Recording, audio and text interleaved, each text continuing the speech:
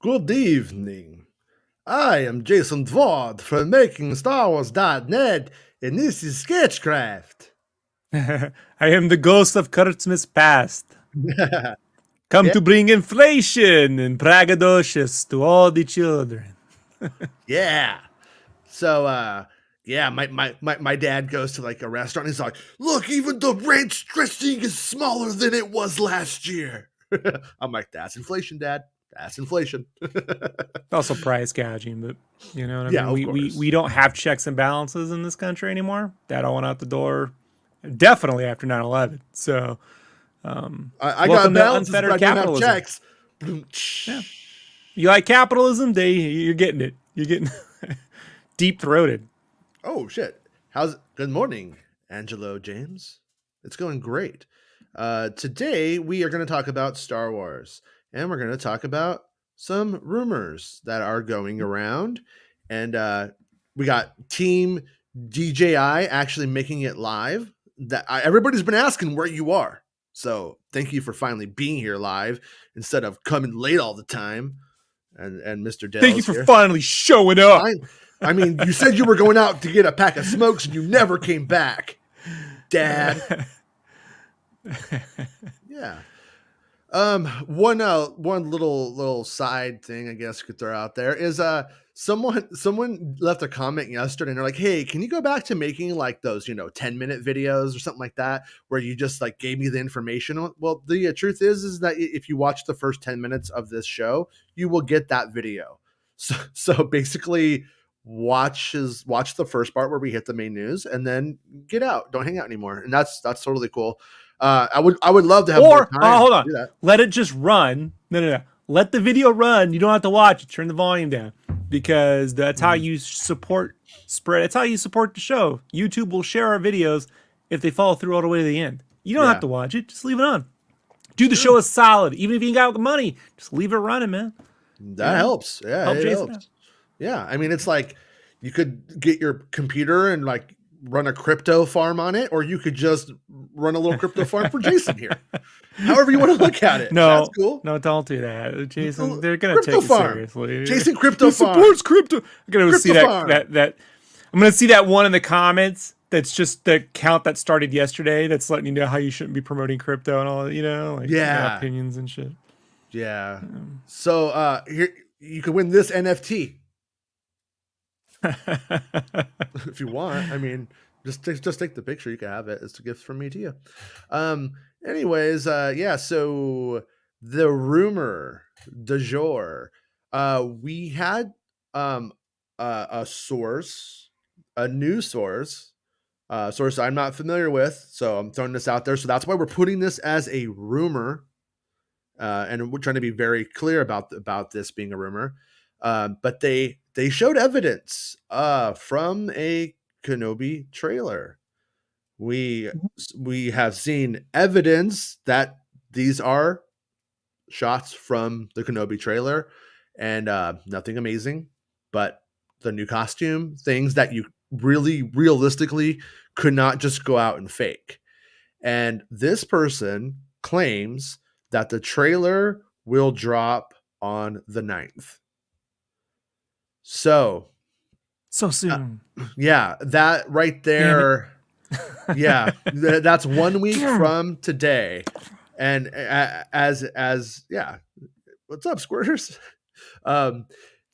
So we end up with it being we end up with basically like within a week. And if we remember, we had heard another rumor before that it was coming on the 10th. This other person comes with pictures going, it's on the 9th. And definitely Chris just got Showcase Showdown. Yeah. So what I'm throwing out there that it's what I'm throwing out there though is that if this is a rumor, this isn't a source that it has ever. If it was somebody I have worked with before, where I was like, oh yeah, they brought me stuff, and you know what I mean. Like, so I'm asking you guys, the Making Star Wars Show viewers, to be realistic about this, and because we're in the same boat now. other than the fact that you haven't seen the evidence, but that makes me take it seriously. And short of knowing it's scheduled to appear somewhere, this is pretty much as good as you can get at the moment, that I could get at the moment. And that's somebody going like who's clearly has access to the trailer going, it's on the 9th. So it's only a week from now. Putting it on as a rumor. I didn't go put it on the site, and I always tried to be clear about that the shit I say on the show is my best intentions and rumors and casual discussion. What I put on the site is what I believe I know. And so short of some of this person sending me the actual trailer, though, that's pretty much where we're at right now. So yeah, so I mean, I think that's pretty exciting news, though, because if we're only a week away from the trailer, But could you make a 10-minute video just saying that, Jason? I could, because I just don't want. I don't want to listen to the first 3 minutes. Well, I did put it in the first 6 minutes. So in the first 6 minutes, they can watch it. But I didn't respond to that person yet. I meant to, but I'm gonna, they weren't being rude. I don't think. No, but no, that's a legitimate question. Just yeah, you have a legitimate answer too. Yeah. I would love, I mean, in a perfect world with more time, I would love to be able to, and energy, I would love to be able to go do that video and, put that out there and then show up, talk to you and have an article but I don't know if I could realistically do that having children. Unfortunately, it would be great though. But hello, Mr. Denton. That's why Kurt's had all that time. No kids. Yeah. I mean, that was it was the beard, it was that PE beard, as I call it. You can guess what PE stands for. It's not physical education, or is it? Mark Hamilton says 9th being next Wednesday. They didn't go for Batman in theaters. Yeah, I guess not. They're not going to release a TV show trailer in theaters. Yeah, that would just confuse people in the theaters, man. Like, it really would. There was some boba promotion in certain theater chains, and when that happened in theater chains, though, it was like the pre-show stuff where it's like it might as well have been an M&M ad. You know what I mean? Like that's the kind of stuff. Menounos, right? Menounos, remember? Noah. Noah. Every time she shows up, I go, Noah. Yeah. She would show up. Last time I remember being in a theater, she would show up for like an hour. Because fucking movies will never start on time. No. No. Yeah. But I could think of better things to look at. I mean, I can't think of better things to look at than Maria Menounos not saying Noah and just looking hot. She's not there the whole time. Yeah.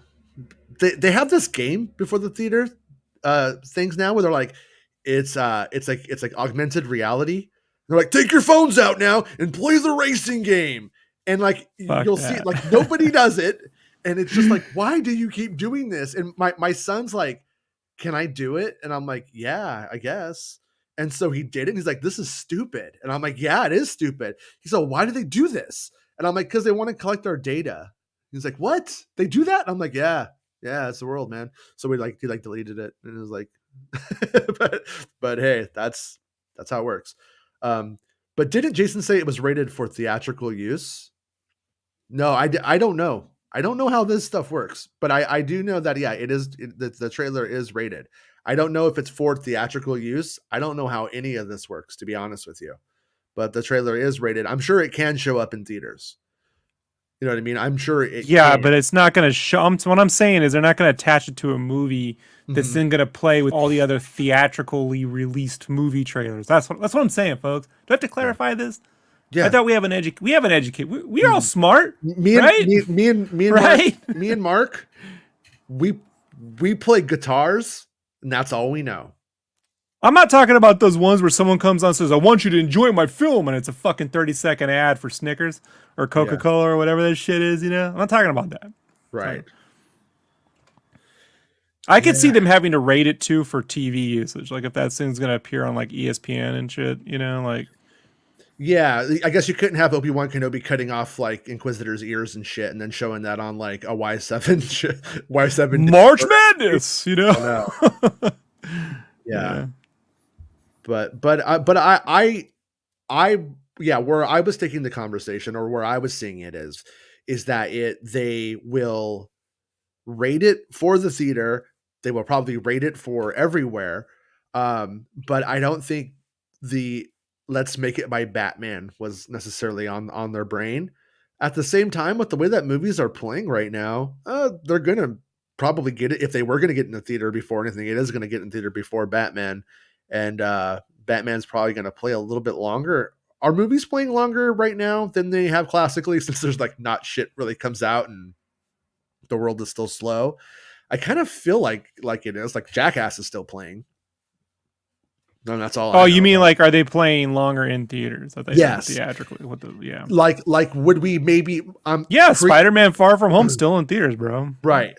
So the fact that they didn't make it for a release night of Spider-Man, and maybe I'm just gonna throw it out there, if you're like there for like the release night of Batman, I should say, um, you're probably such a big fucking nerd who cries himself to sleep like me every night that you're going to watch it too. So it's probably in a weird way not really about getting to those people as much as to the people who go see fucking Batman in its third week.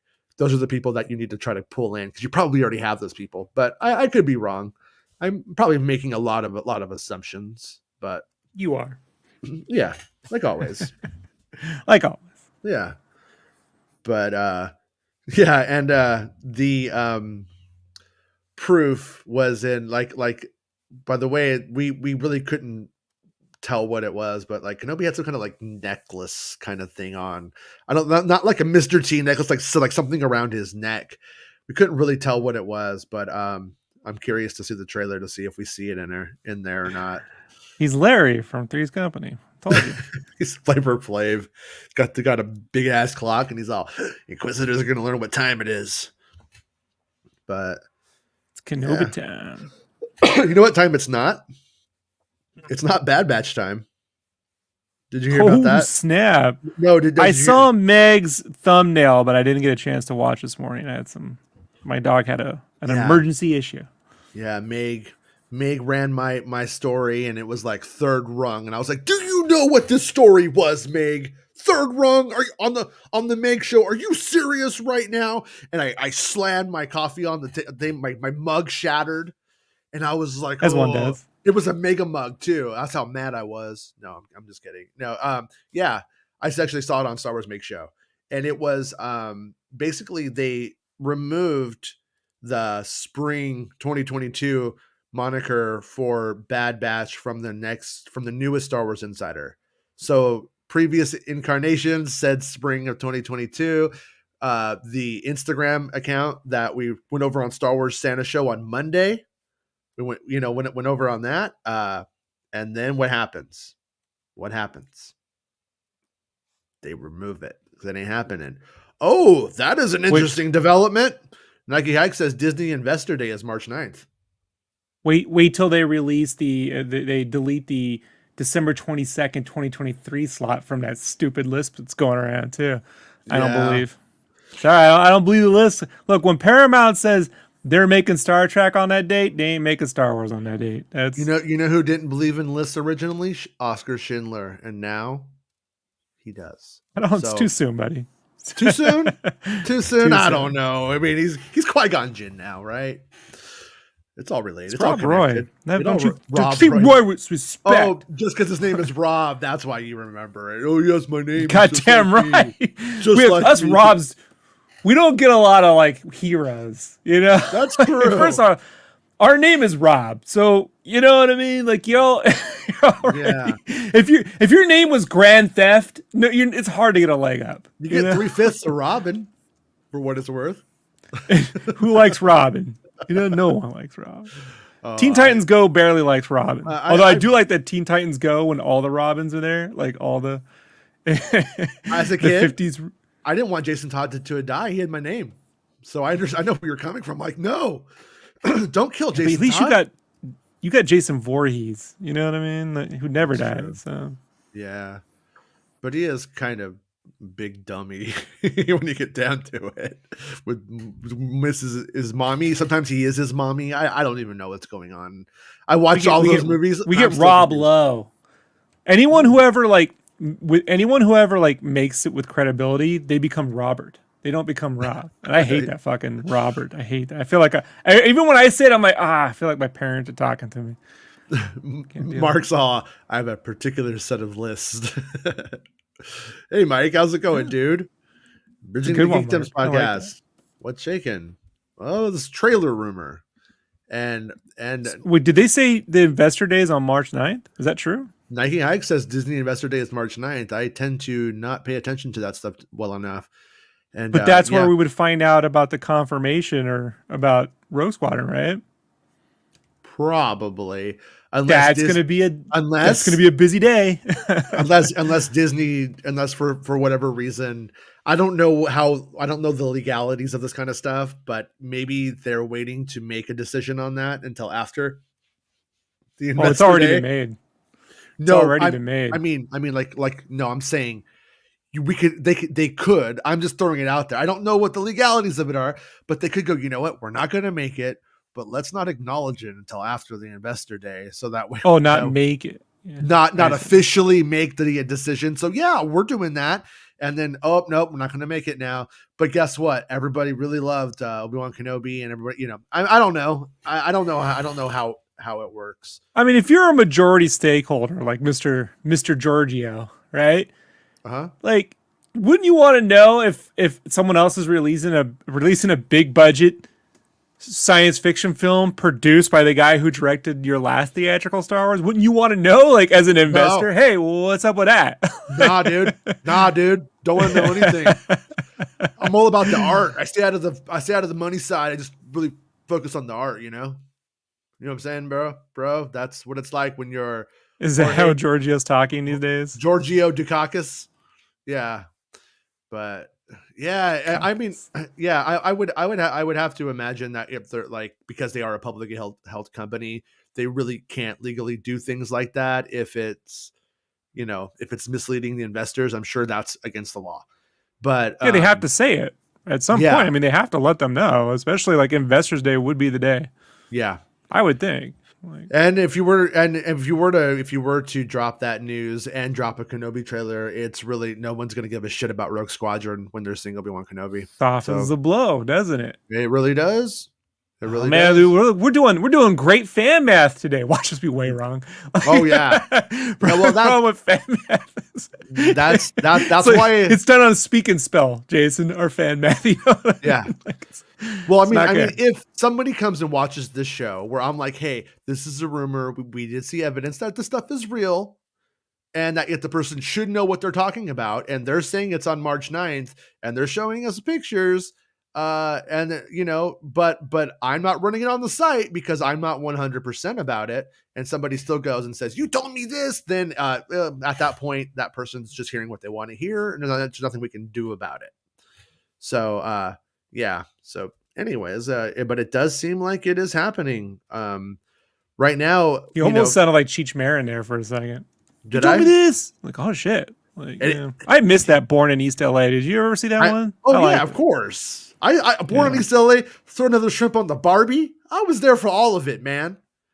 Yeah. Yeah. Even the Corsican brothers, the lamest of the Cheech and Chong. I love the Corsican brothers. As a kid, it was hilarious.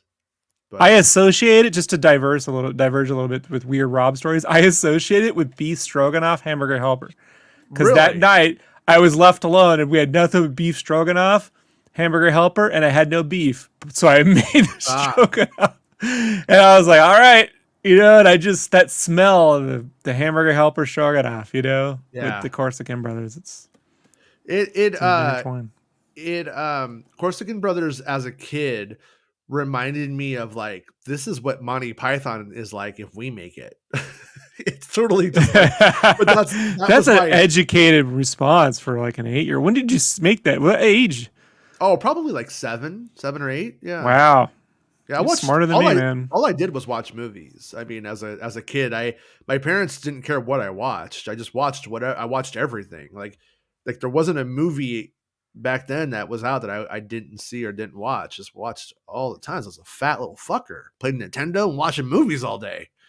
Well, You I get know? that, but I'm just saying, like, to relate that American humor is as not as sharp as the Yeah. British humor, right? Like, it's a pretty good, But I even liked it for under the age of 10. It's but pretty good. and I liked it better though. I liked the Corsican Brothers better. I was like, this is Oh, better. okay. Now, Yeah. Not now. now I believe your story. Yeah. Yeah. I I like didn't the Corsican. fully believe you at first. Yeah. I thought you were Oh kind no. of. I watch and I also liked Jabberwocky better than Holy Grail. For I whatever think reason. My Life is Brian is the one I like the most. Yeah, Life of The Brian one is with the probably the death funniest one. scene.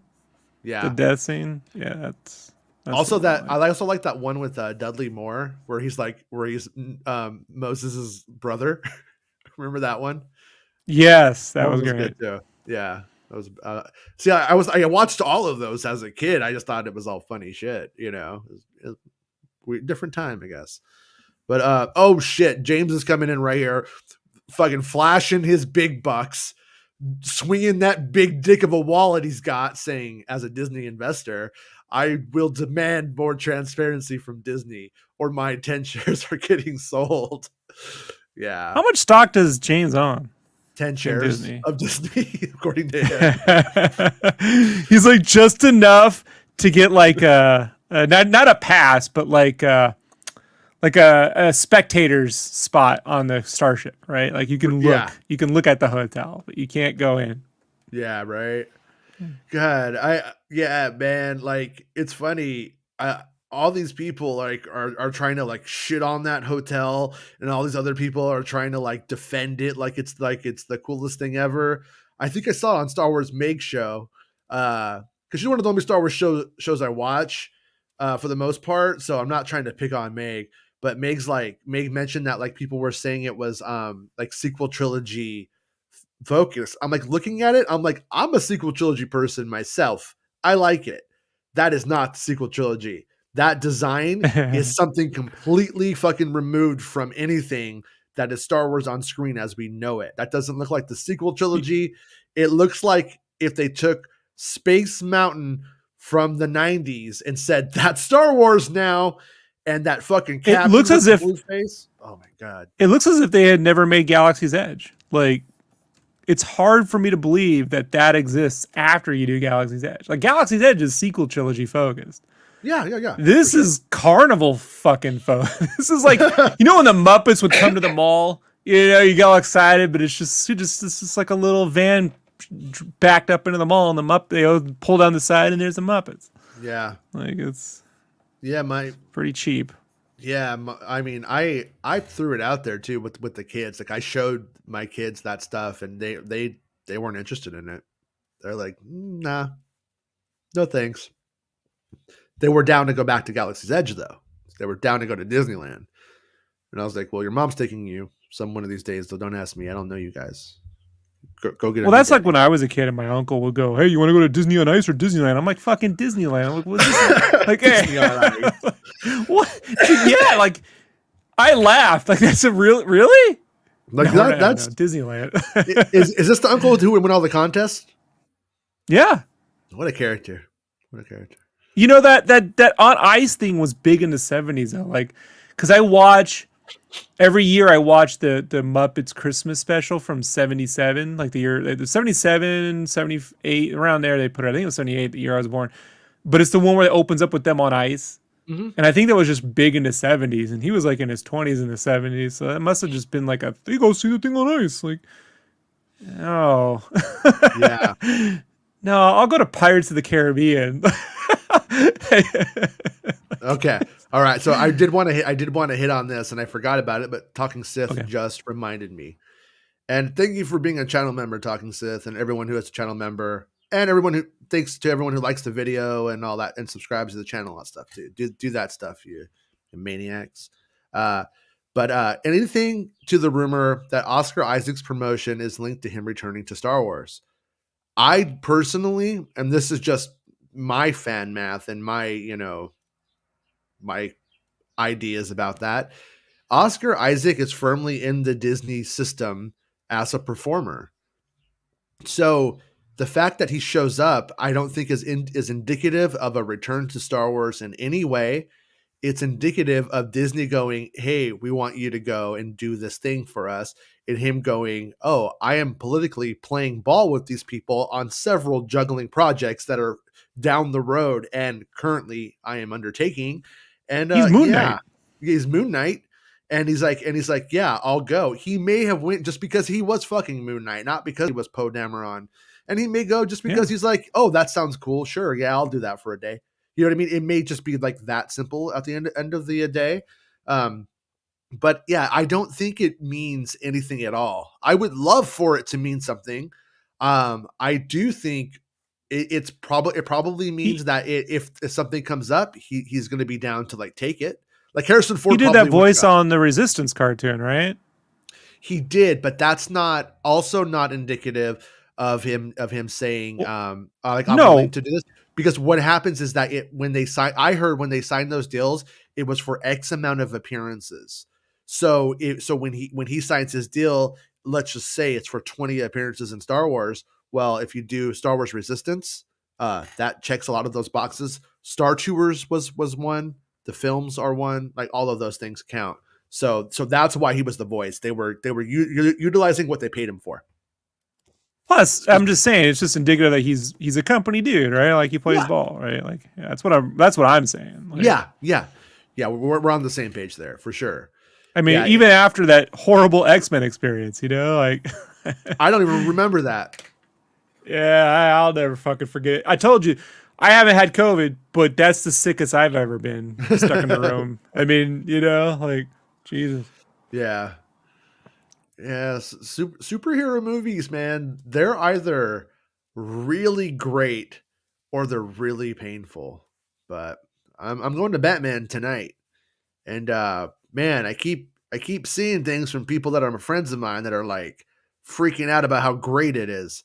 And I'm like, man, I don't want to listen to them, and I don't want to I have to look, but I also don't want to go in expecting it to be the greatest thing of all time. You know what I'm saying? Because nothing ever is. But But I'm when you excited. when you okay, hold on. What's your favorite movie of all time? Geez, see, that's that. I don't have one.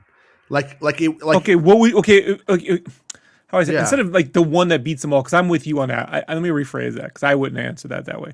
But what is your most enjoyable film? Like, I mean, other than Star Wars, like, what do you really fucking love? Like, what's up there? Like, can you just off the top of your head? Yeah, well, okay, off the top of my head, like if there's a fire and I'm just taking a couple of the movies that like I know I'm gonna want to watch in the motel I'm forced to live in for the next several weeks.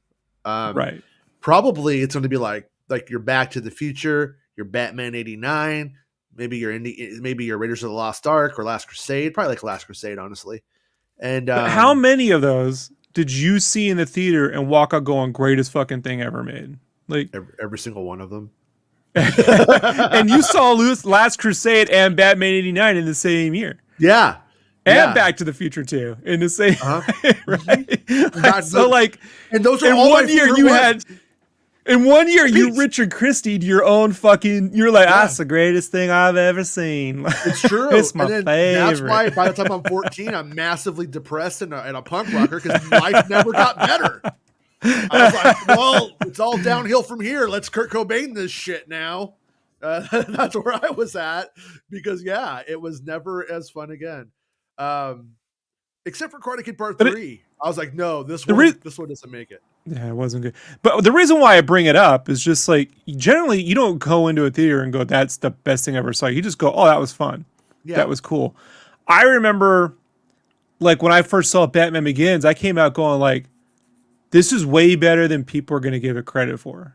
Like I knew I saw something that's going to like change things, Yeah. because we had sort of already been in that like. I call it the Monster Energy drink version of superhero movies, like the let the bodies hit the floor, let the bodies hit, Yeah. that kind of shit. It was going, Kinberg! it was starting to go downhill, like X-Men 2 and Spider-Man 2, and then you could feel it turning. So like that helped, but it wasn't again until I saw The Dark Knight. I was like, well, it was funny. I saw the Dark Knight and Iron Man, and I was like, well, one of these formulas is gonna win out, and one of these isn't. And surprisingly, the Iron Man formula won out. Like they've never been able to replicate that Dark Knight again. You know, it's not, Yeah. which lends me to think that I have this belief, this personal belief. It doesn't, there's nothing behind it, but just personal opinion, Yeah. is that when you create something really unique, it gets incredibly more difficult to recreate that. Like you may luck into it on your own, but you're not going to luck into it twice on your own. You're going to need more and more people to like hit that. You know, like that's why I feel like no one, not even Nolan, is Dark Knight Rises is nowhere near that film. So it's interesting. You know. Well, So it yeah, doesn't have to be the greatest thing. It just has to be fucking an awesome time. You know, and like that's obviously, like film is like a bajillion right choices over a bajillion days that make it happen. But it's like when you're doing something that you consider great, like of your own art, and you're in flow, you're in that creative flow kind of state, and then you do it, and you're like, oh shit, this is what I wanted to like do. You don't really remember how you got there usually. No, which is why I started my own YouTube channel to record when I'm making things because I forget. How did I do that? What did I do? You know, I Yeah. don't remember. I have no memory of when I was doing it. So I understand. I also know that when I do hit something that worked well, I get weirded out by it because I'm like, oh no, is it reproducible? You know, is Yeah. this has to be reproducible or it's a complete waste of my time essentially because you only get hired if someone sees the Dark Knight, they want to hire you to perform at that level, and if your next movie's Return to fucking Oz, you got a problem. Right. You know? Well, unless we're the audience, in which case we're like, that was dark. You're fucking crazy. Respect. But I was a big Fairuza Balk fan, so yeah. she's my type. Yeah, they're putting out they're doing a new 4K transfer of The Craft, I heard. I don't know. I'm up Made for me that. excited. Yeah. Yeah, So anyways, make sure that's not anything important. The Yeah, Craft so and Scream 1 back to back, great double feature. KG asked, I was late. When is the rumored trailer date? The 9th is the rumor. But it's from a newer source. It's from there was evidence of tangible empirical evidence that the person wasn't just throwing a date out of their ass, and so we're hoping for the best that it's next Wednesday, and if it is, that's great. Would be nice if that was true, and if it's accurate, I should say. But I do not. There's no indication that the source of this is trying to dissuade, fake us out. And sometimes people, you'll go like, well, what if it's a trick? Well, if they show you a real picture, we could have released the real picture then, and that isn't a good idea. If you were trying to trick us, that wouldn't make any sense. So it makes me think it's probably gonna pan out. And I'm fingers crossed, hoping for the best, and just be cool. Not promising anything, just telling you this is the experience that we had. I'm promising it. Rob is You're gonna promising get it. that shit on the 9th. You're getting it. Jedi Dick Sensei, nothing is real if you don't believe in who you are. Jedi Dick Sensei is just he's just so fucking positive all the time. That's why I love that guy. He's the opposite of a dick. I mean, you know, he's a Dick like, Sensei. What do you expect? But he's not a dick though. That's what's crazy. He's uplifting. You know. Yeah, true.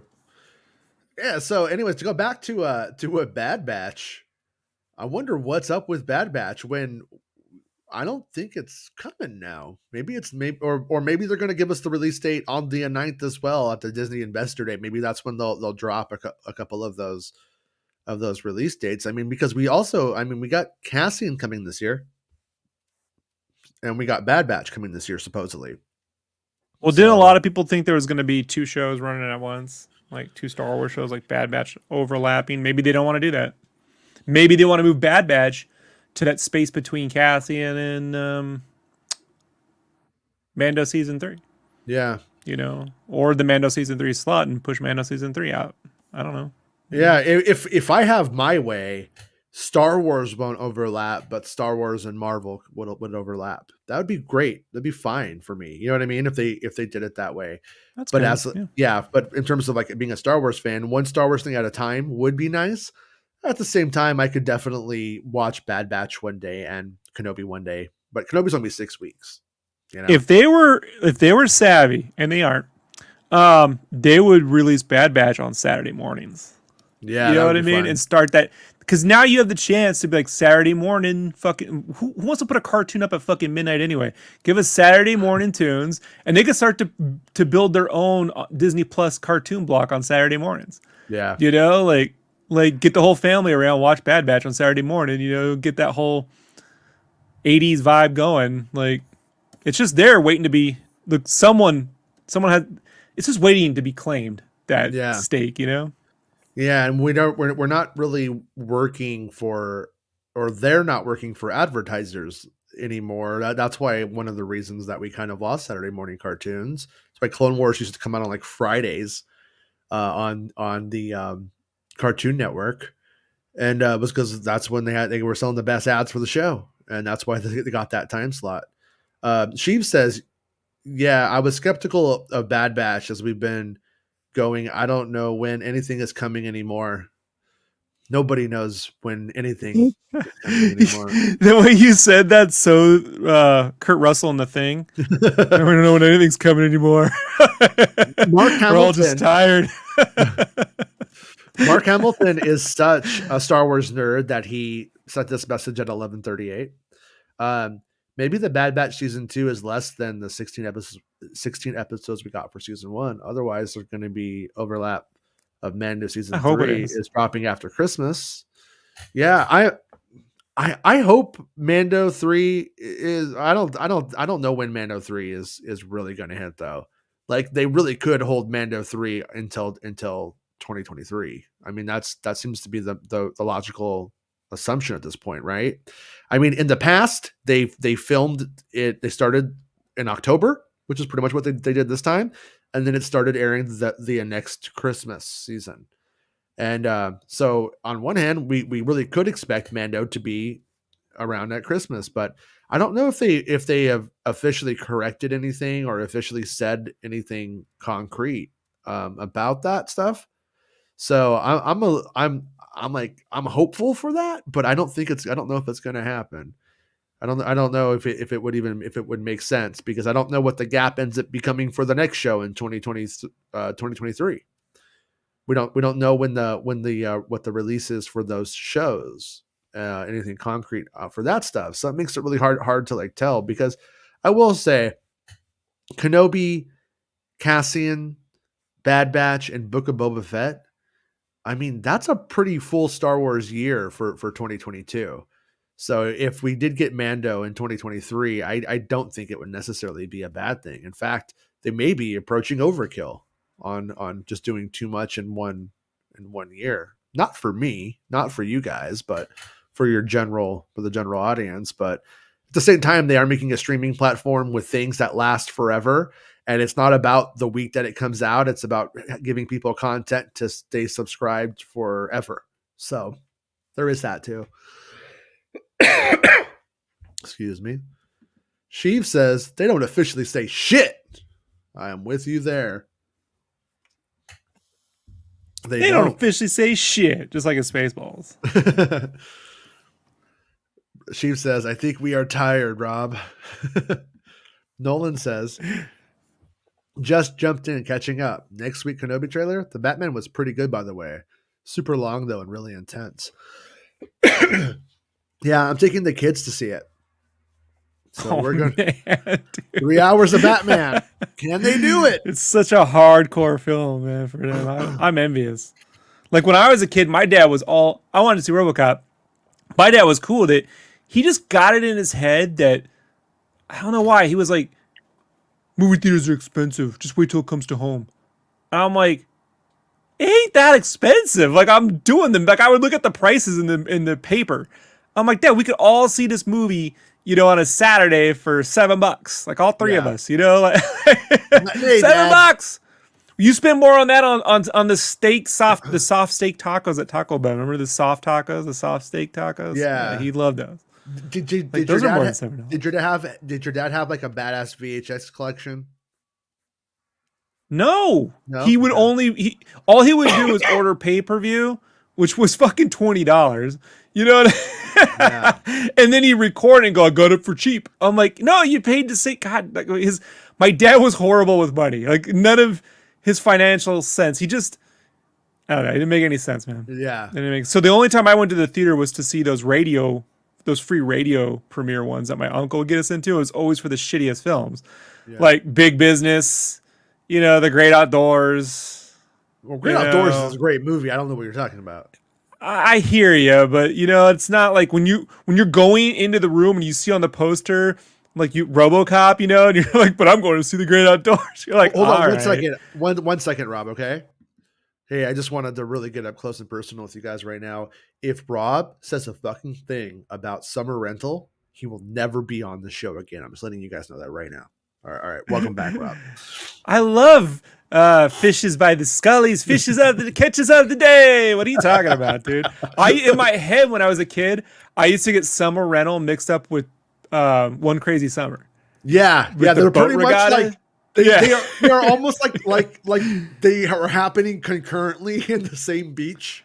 And I want people to know I love the Great Outdoors, but I'm just saying I wanted to go see a big event movie. I wanted to see Aliens too. Yeah. But I mean, I had to walk in and I saw a Short Circuit too in the theaters. That was great. It's just so depressing, dude. Like when they beat the shit out of him, it's one of the few times I cried. And I didn't like Mike McKean for a long time. After I loved him in Clue, but it wasn't until honestly I held that grudge until Better Call Saul. After Short Circuit 2, I was like, fuck that guy. Radioland Murders. Fuck that movie up too. I remember the first time I saw Short Circuit 2, I was a little bit mad that the Goot wasn't back. I was like, where's the Goot? Yeah, where's the Goot?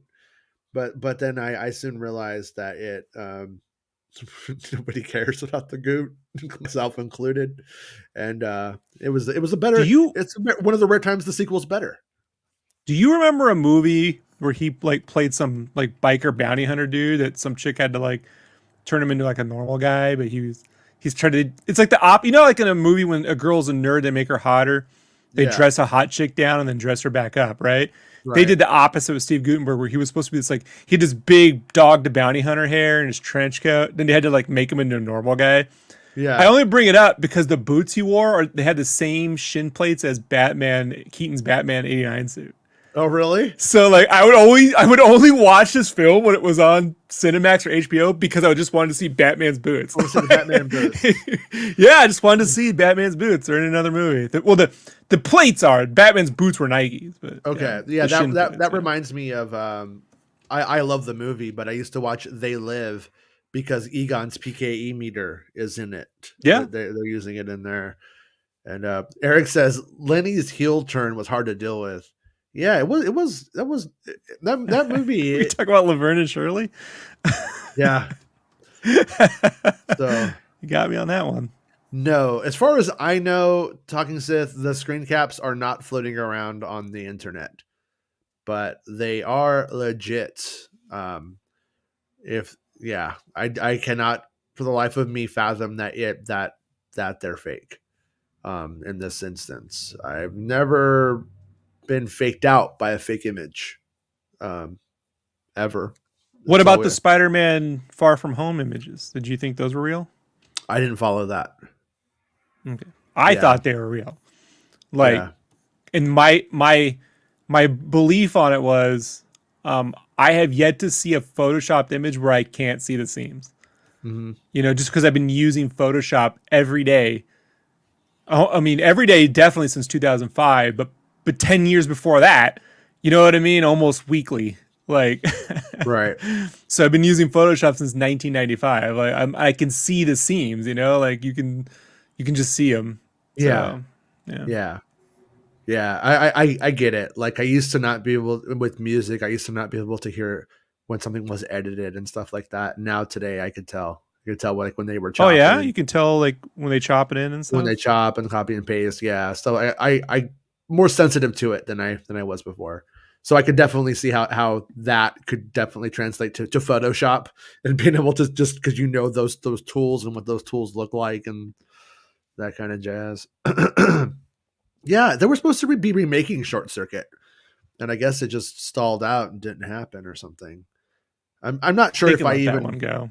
yeah, I'm not sure if I yeah, I'm not sure if I believe in being able to modernize Short Circuit in a way that makes it still fun, you know? But so They can when let that when you go. were a kid, were you able to like did your dad take you to see RoboCop? Like was he cool with you watching RoboCop and No, stuff like that? he So was you never cool with did me you see it? watching it. He just didn't want to spend the money at the theater. The Yeah. last movie my dad paid to take me to go see was Ghostbusters in 1984. I remember the day. Okay. And then we went to Toys R Us afterward, and they didn't have Ghostbuster toys, so I got a little. I got the. It's that one little Transformer. It's the Autobot, who's the crane, the orange crane one. I got that Hmm. one, Okay. but that was it. My dad didn't pay for a movie. I didn't go back to the theater with my dad again, actually, to see a film until I took him to see Avatar at the Irvine Spectrum in 3D. And I remember, because in Avatar, when it opens, it's like in space, right? Hmm. Right. And they show that ship and the planet. It's quiet. Everyone's like, it's like, don't. My dad yells out, "I'm gonna be sick," because he's wearing the 3D glasses. I was like, all right, Dad. Thanks for that. Yeah. Yeah.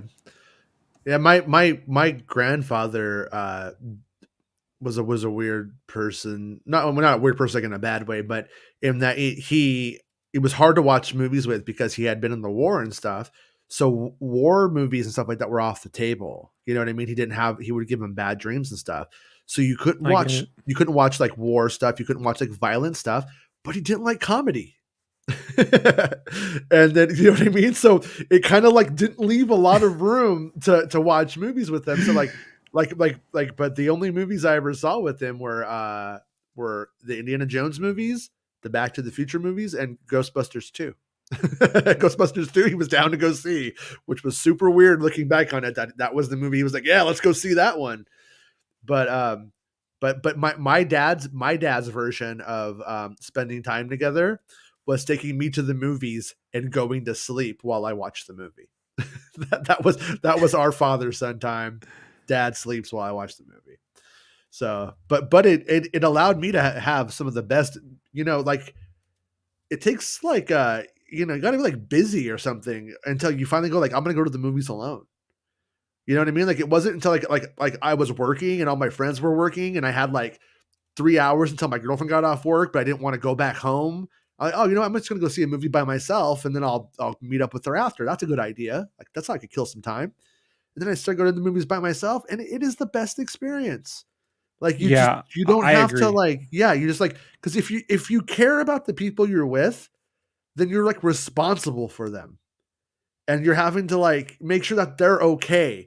And then when you just go to the movie, you don't care if they're having a good. You don't care. You know what I mean? It's just all you in the movie, Although and I'll be fair, my wife's the easy person to go to the theater with. The problem is she can't take if anyone makes fucking noise or opens their phone. I've gotten to the point where I'm like, sure. I'm not engaging with these people because they might all be armed. Like I don't know if they're stupid enough to pull their phone out now and make noise. Then they're stupid enough to also bring a weapon. You know what Yeah. I mean? In the theater, and she doesn't get that part. But I couldn't go to the theater alone, even in high school. I could get my dad to let me go for a date because there was a female on the line, right? He could get that. But Yeah. like if I was like, I have allowance, I had to go see a movie, he'd be like, no, just wait till it comes to Blockbuster. Like he would say no, wouldn't let me go. Like, it's weird. Yeah. It's a weird guy. Yeah. My see, I ended up going up against a similar thing with my father in that he didn't want to go to the theater anymore because movies, back in the day, you have to wait a year. Once you get around to Batman 89 probably comes out 3 or 4 months after the movie. It was one of the first times I think a movie really came out close to the release and was like a big push to own it on home video and stuff. It was And that Christmas for certain. yeah, oh yeah, It yeah, was October, November. Yeah. yeah. It was Around out. It there. was out for Yeah. Christmas for sure. And I remember I was one of the only kids who got it right in my neighborhood. So everyone was coming over every day. We were watching that movie over and over again at my house. Um, but yeah, but he just wanted he just didn't want to go to the movies anymore because he was just going to buy it previously viewed from the warehouse for $20. So why not just do that? And The I warehouse. yeah, the warehouse. Forgot Where the about the warehouse. warehouse. Yeah.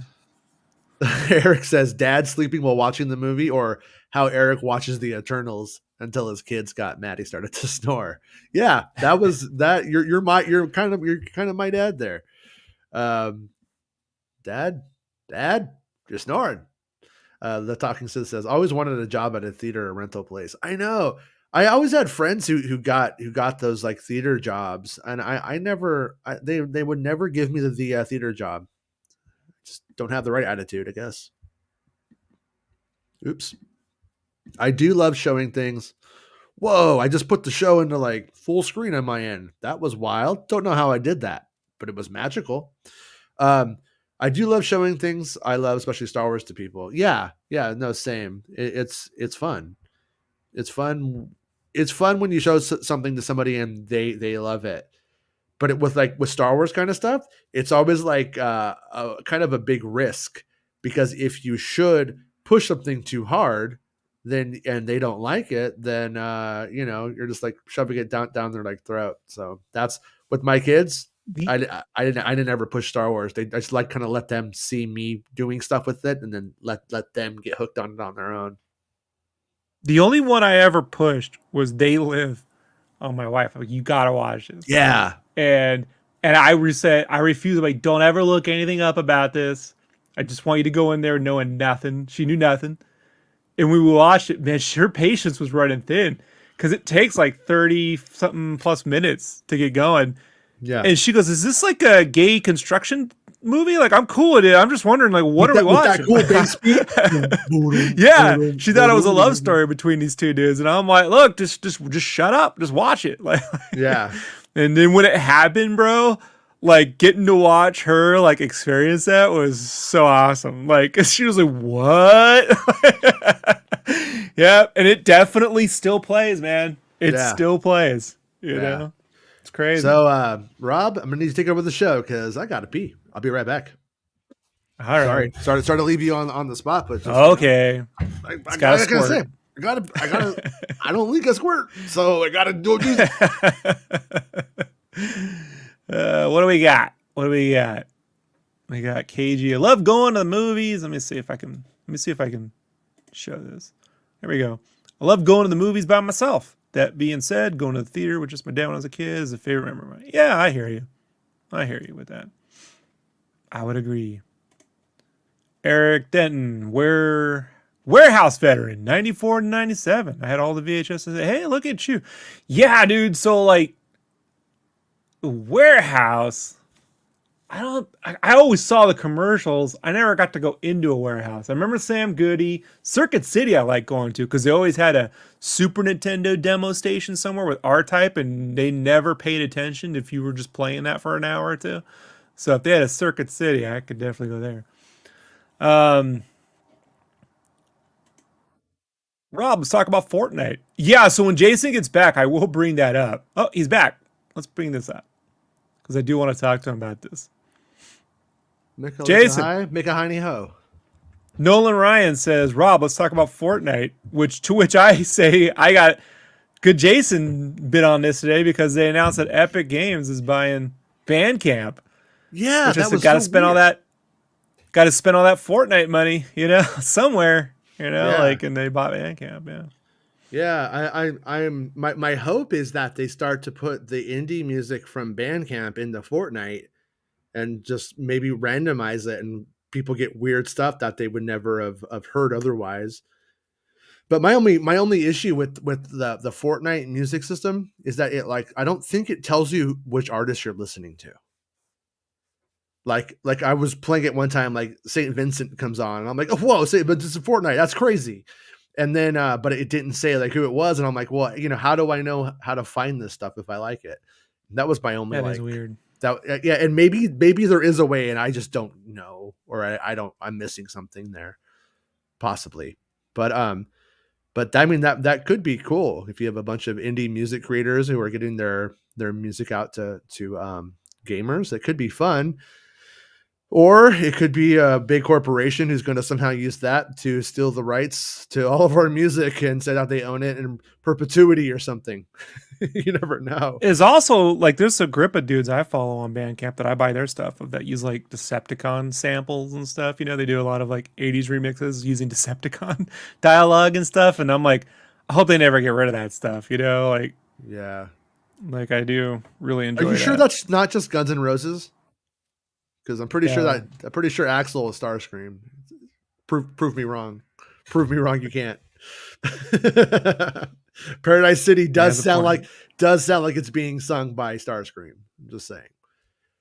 But oh yeah, Circuit City, where service is state of the art. Um, I remember. Yeah, I was telling him I know Circuit City really well. I don't know. I mean, Warehouse I saw in the commercials, but I never went to. The Circuit Cities where Yeah, I used to yeah. go. Circuit City was where I got the very first Nintendo, and I could be wrong, but you know how there's like there's those boxes of Nintendo games with like the stickers on the front that are worth like thousands of dollars now, like hundreds of thousands of Yep, dollars. I do. I think those were from Circuit City.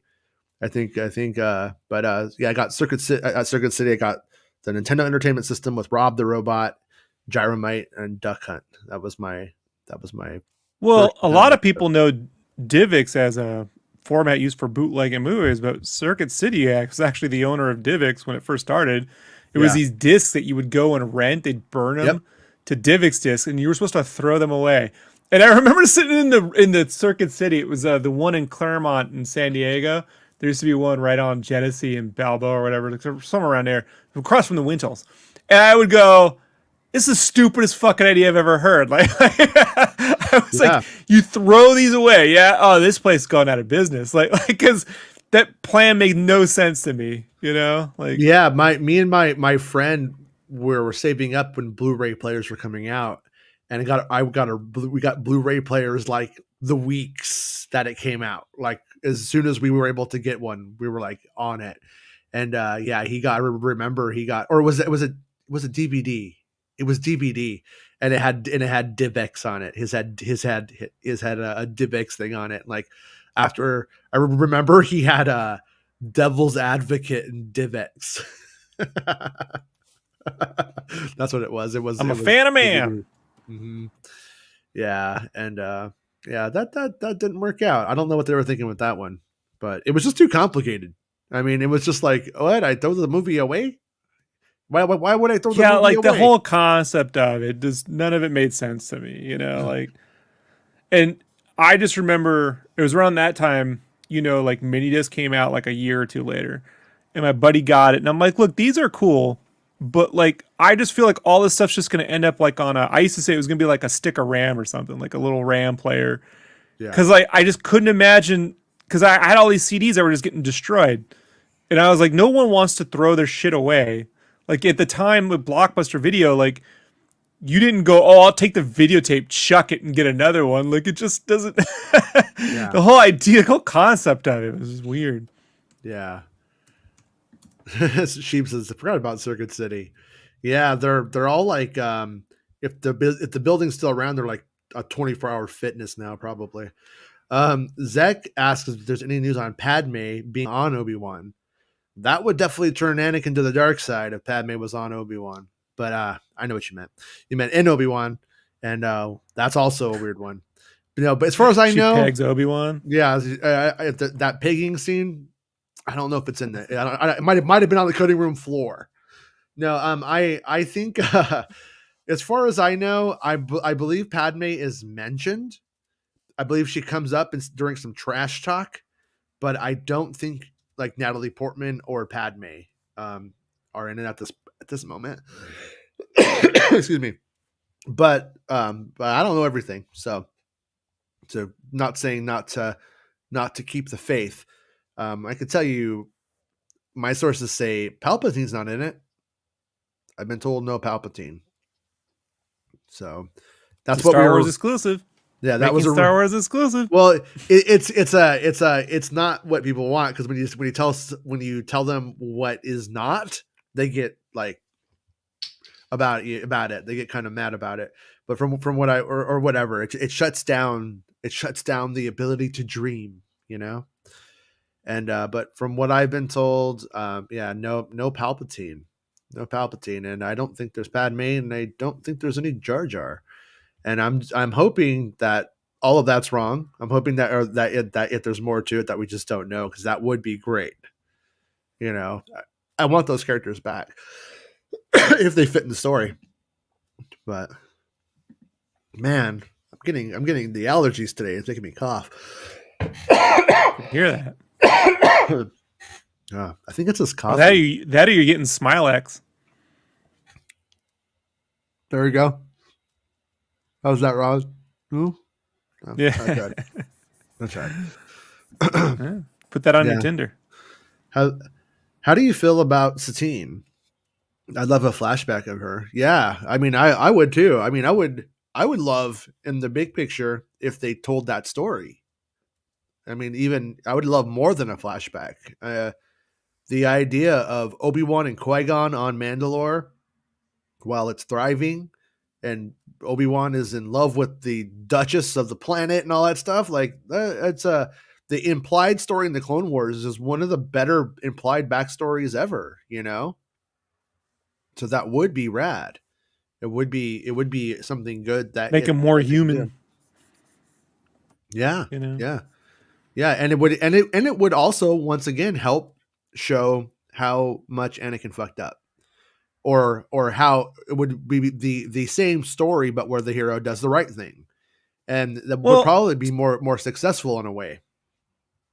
also, it's like, to make a Star Trek analogy, it's not that Vulcans don't have emotions, is that they're always keeping them in check.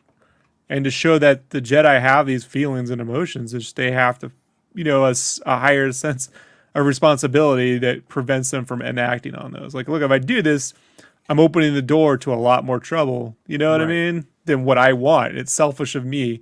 So like they give that up, right? Against their wants. And like that's a human thing. I don't have a problem with that. It's when they try to pretend like, nope, because we don't do it, we never have those feelings. I'm like, well, that's just unfucking realistic, dude. Like, that's Yeah. just I don't believe that. I believe the powers more that are real more than I believe that. Yeah. It's weird. Well, and in the Obi-Wan scenario, like she's gonna go and she has these designs on Mandalore that she wants to change it. She wants to make it a better place. You know what I mean? She's having to be protected by Obi-Wan at that time, but she wants to make it a better place. She has plans that aren't selfish. They're pretty selfless. And Padme's that person too, but once she realizes she probably isn't going to live very long, she's like, I might as well live and love a little bit here because I'm going to die. So she's like, yeah. So before we die, I realized that you're Hayden Christensen and you're super hot. So I do love you. Plus, That's we get to pretty. use that. We would get to finally use that unreleased soundtrack that Lucas had recorded. The Heal Mandalore, make Uh-huh. it a better place for Yeah, you and for me and tiny Yodas who one day will lead the race. yeah, and it and Right? it and it has all the classic Star Wars characters doing like interpretive story versions of it, doing the 3POs there, doing it too. There are foundlings dying if you had to dump and something. Yeah. Fried chicken. That's the best I got. So No attachment just meant no strap-ons. That makes sense. Oh. Who said that? Who said that? Trebibe? Terabe? Terabibe. I think that's Terabibe? it. You win the show prize. Well, we need a prize. That's it. You get Terabibe. this. The bridge to Terabibe. I like that. That's Bridge hilarious. to Terabibe. CO Terabibe. Alec, thank you, Alec, for the super chat. Hey guys, is there any news on Grammar Rodeo? At this point, nothing new on the old Grammar Rodeo. Just that it's gonna be filming over the summer.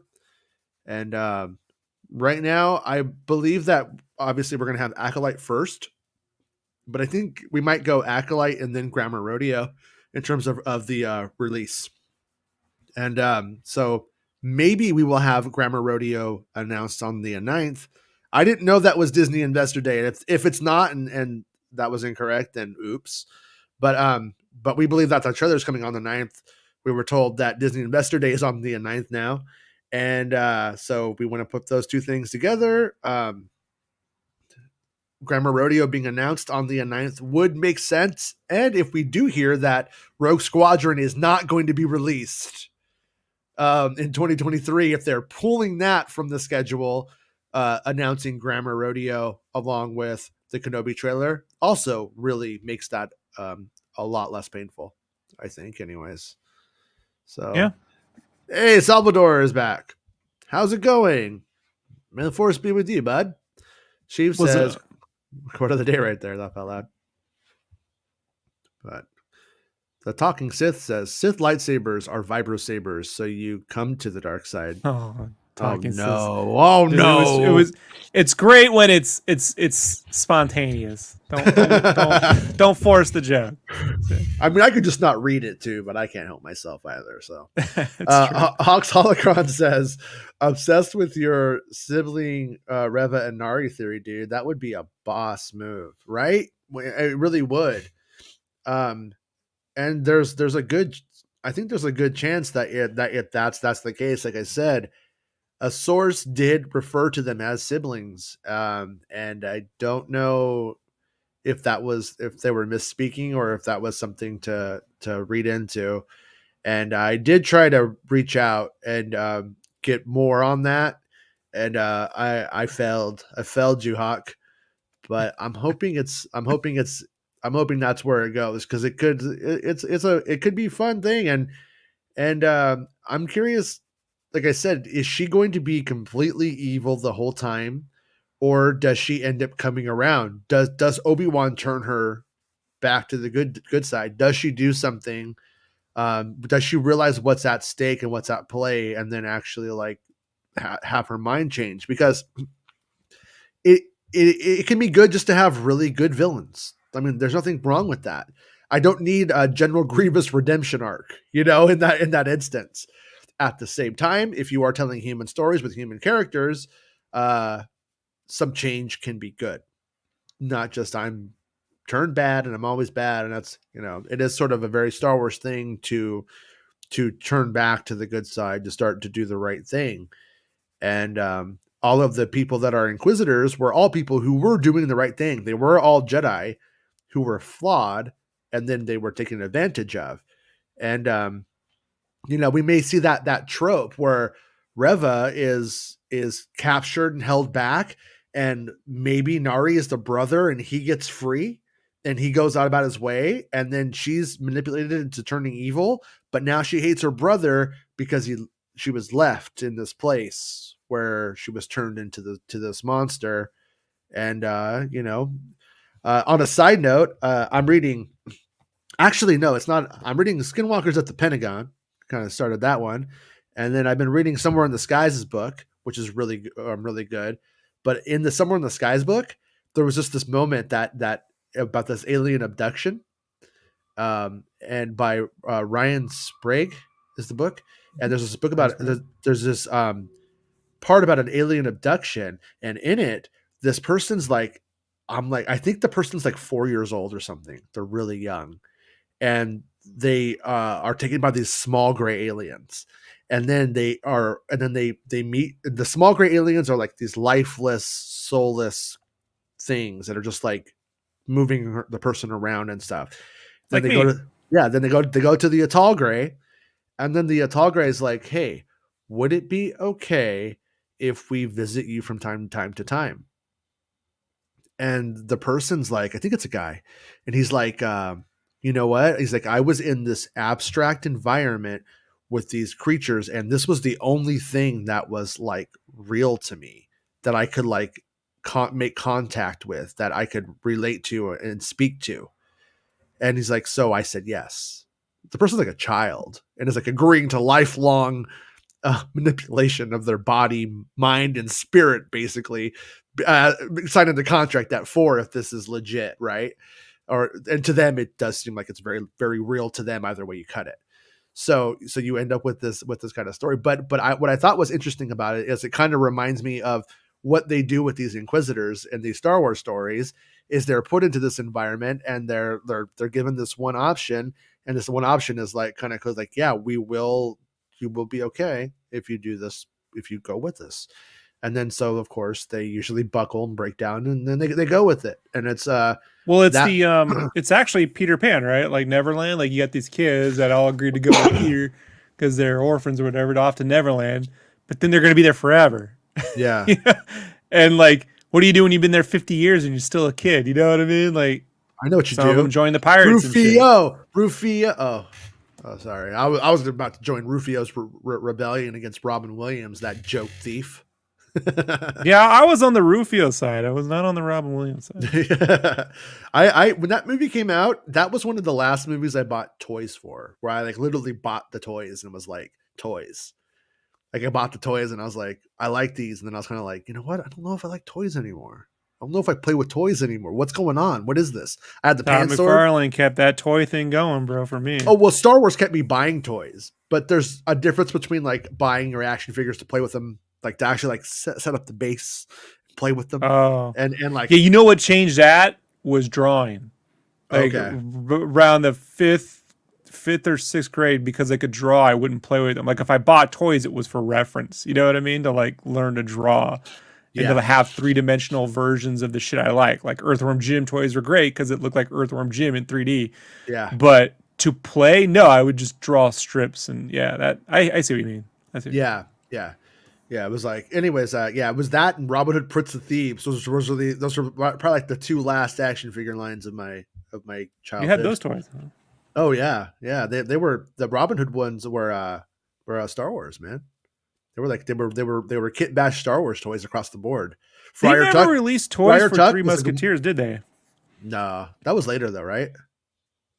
Yeah, but I sort of consider them to be spiritual sequels. You know what I mean? Like, Fair enough. Yeah, I do remember a Three Musketeers movie coming out, and I think seeing it to see the Phantom Menace trailer. Maybe I'm misremembering that, but I think I saw. no, No, maybe misremembering no, that. no, no, no. No, you're thinking Phantom Meet Joe Menace. Black had the Phantom Menace. No. Phantom Menace 3D trailer is what they for Phantom Menace 3D. That's the Star Wars fan I am. I went to the theater to see the Phantom Menace 3D trailer. Oh yeah. So you saw the you saw the Paul Thomas Three Musketeers movie. Yeah. I don't remember anything about it. I don't know if I left or not. I remember people probably like the movie now, so they probably think I'm crazy. But I remember buying a ticket to Monsters Incorporated to see Attack of the Clones, and then leaving, and then going again, but then having to stay because the girl I was with wanted to see the movie. And I was like, okay, fine, we can't just watch. That's how I saw Space Jam. I went there to see the trailer for the special editions, and then when I told my girlfriend, who we'd been together since high school, I was like, "Well, now we leave," and she was like, "What? We're not seeing the movie?" I'm like, "I'm not watching this." And she was like, "No." Yeah, and that was one of the few times I was very self-motivated. You know, I was selfish. Let's just put it down. I was a selfish guy. I was like, fine, I'm getting a popcorn. Sit through fucking Space Jam. Stupid fucking movie. Stupid movie. Yeah, I saw Independence Day to see the special edition trailer, and boy, I hate that movie. I know people kind of like it now, and like maybe like sort of like an ironic way or whatever. They're like, this is just, it's so silly or whatever. Like, I like it, but boy, that movie at the time just like was like, what? I was like, what a piece of shit. This could be so cool. And made for a great Star Fox 64 level, though, man. You know? Yeah, yeah. I remember Ewan McGregor shit talking it a lot too back then. Like back then, they used to just shit talk. They used to just shit talk back then. And Godzilla. He shit talk Attack of the Clones. Yeah. Attack of the Clones. I'll never forget where I was. I remember exactly where I was sitting when I saw that news story dropped. You know, I was sitting at the desk working on I had just bought a Wacom tablet, right? So I'm drawing stormtroopers, right? What I thought the clone troopers would look like before there were clone troopers, right? And I got pretty close. And I remember just looking up and he's like, Attack of the Clones at the Moulin Rouge thing. And I was like, oh, that's not going to go well for folks. Yeah. They asked him, he's all, that's fucking horrible. what? Like Yeah. he thought they were just throwing some more fake shit at him from the internet, and he was like, "That's fucking horrible." And oops, Yeah. yeah. I don't know why they didn't tell the main people and the. I guess maybe they were still figuring out entertainment media with the internet. You know what I mean? At that Alt-right time. Twitter would have a field day with that these days, huh? Oh yeah, they Like, would.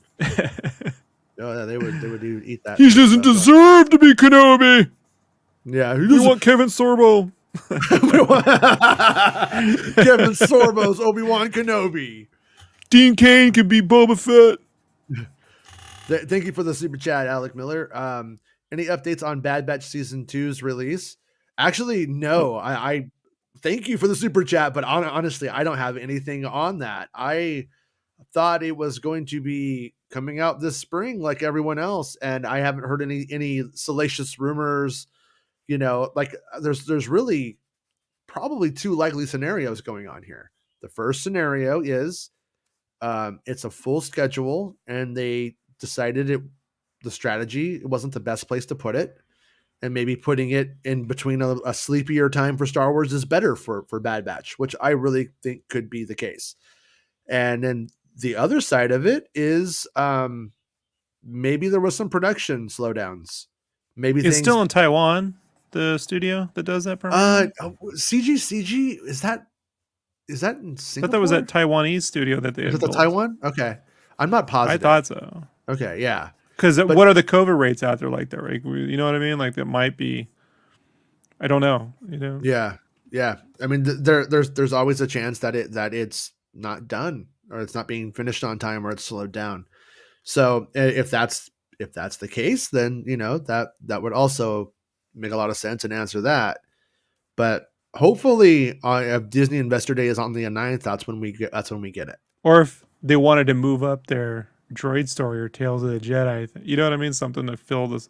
They might be a little cloned out, given Boba Fett and Obi-Wan. You know what I mean? Like they might just be like, let's push this one back and then put something up forward. I mean, you never know. Yeah, yeah, yeah. I mean, with Disney Investor Day being on the 9th, I believe we will get. Obviously, we got the trailer for Kenobi, an independent. Totally, I didn't even know. I learned on this show that it was next week. But with that said, you'd have to think Bad Batch release date, the title of Grammar Rodeo, the real title of it will probably be hitting then, because otherwise it's just going to leak if they don't. So they might as well. They might as well have Stranger it. Younglings. That's the name of the show. I'm hoping it's Let's guess. Ghostbusters. If it is Stranger Things, right? With like it's got that vibe and it's Yeah, kids. Do they don't go with Tales of the Jedi. I just can't fathom that's the Tales from that doesn't make any sense to me. You know, like it's too anthology sounding. Like Visions would sound more, you know what I mean? Like it's just Tales from the Jedi. I don't see it. I accept being wrong. I just don't see it, you know? Like yeah. I think it's the best guess. I still think it's the best guess as a title for that show. And when it comes to the production side of things, like when you're hired on Huckleberry and you get like a Huckleberry shirt, they like the Huckleberry shirt as much as they like it if it said the Mandalorian. Like they were okay, Huckleberry. but that No, no, no, that no, thing no. that we got the Tales of the Jedi from though, we got that from the gifts for The things that were gifts. already done. This Well, is yet things to that were in shoot. production. Yeah. No, This but is not no, even but it, shot yet, like right? Like no, it didn't shoot yet. But the pre-production is probably done, and they had the shoot date, and they probably are completely like. So the gift probably went to the people who were on the pre-production side, and with the completed pre-production. That is my guess. I mean, it's just a guess. I mean, maybe someday somebody will clarify that for us, and that's kind of a hope. But I mean, unless it's an animated thing, and that's James, he claims to know everything. Clarify that. Like, yeah, James. subtle shade. So Rob, wait, Rob, the dark side is all about forcing issues. All right. Salvador says Favreau had a new contract, but it doesn't mention any projects. Do you know something about the sequel characters coming back? Kennedy spoke about any movie or series, the Favreau trilogy. As far as I know, and being honest, I'm not claiming to know anything special on that front. Um, that Favreau contract is, I think this is another scenario where somebody signed a contract quite a while ago now, and that all of this happened a bit ago, but it's just getting attention now. I'm Like shocked that he hasn't been signed up for theatrical.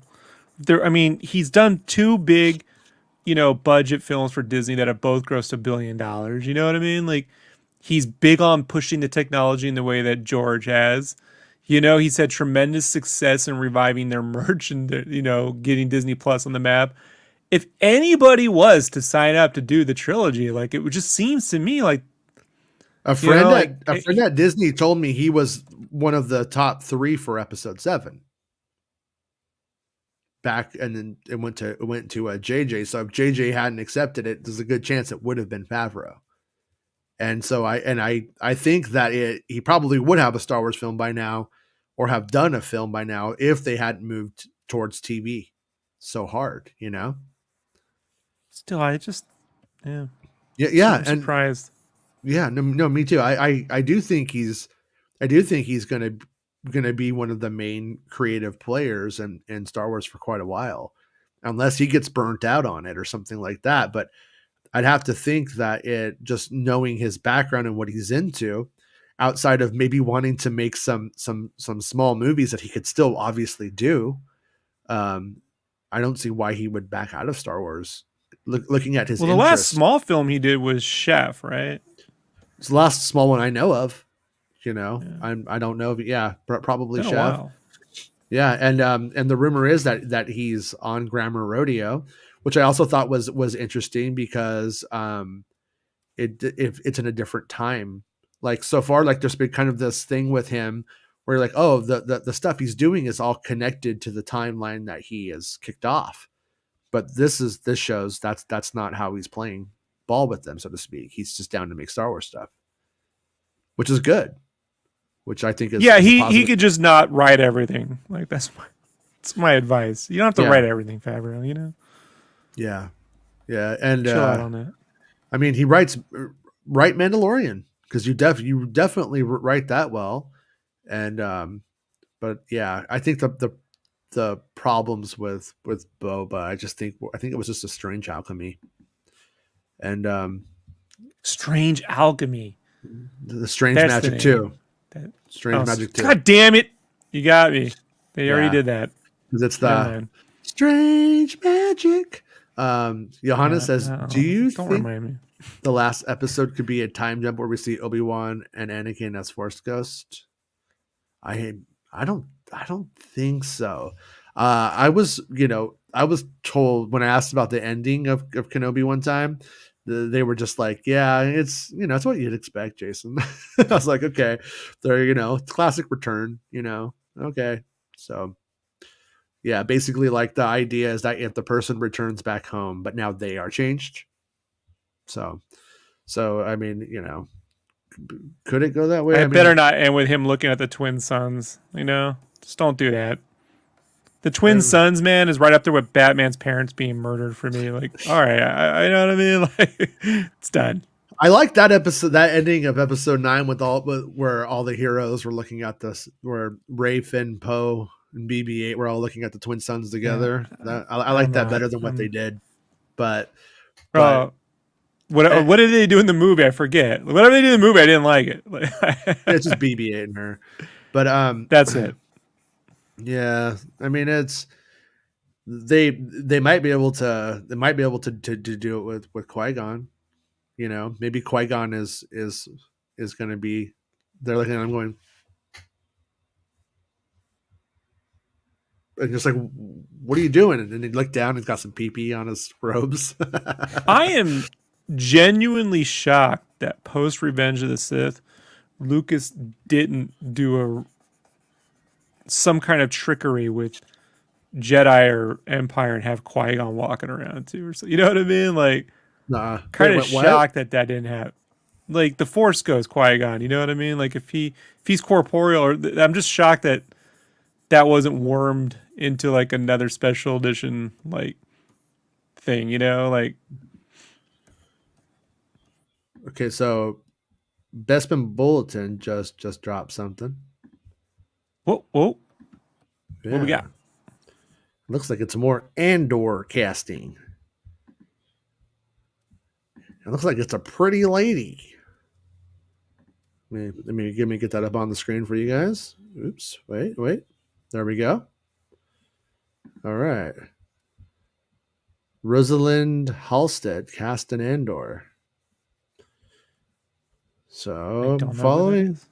yesterday's report that Scottish actor David Heyman has been cast in the upcoming Andor series, it's now been revealed that British actress Rosalind Halstead has been cast in the series. The news comes via the casting website Spotlight, which lists Rosalind Halstead as playing a character simply known as Skolden's wife. Skolden's wife. In an episode directed by Benjamin Caron, who is probably best known for his work on The Crown and has worked on many popular British TV shows in the past, including Sherlock, My Mad Fat Diary, and Skins. I like Skins a lot. The not the MTV one, but the original Skins was a very good show. That everyone in Like that Sherlock. cast was really good. Um, Rosaline Halstead isn't an incredibly well-known actress even in the United Kingdom, so her name may be unfamiliar to most readers, but my British readers may recognize her as she starred in some quite popular British television series such as The Trial of Christine Killer, Holby City, Wuthering Heights. I love Kate Bush. I like the Kate Bush song, and Strangers. She even starred in an episode of Sherlock, which established a connection to Andor directors Benjamin Caron and Toby Haynes, Black Mirror, Doctor who both worked in the Sherlock series for BBC One.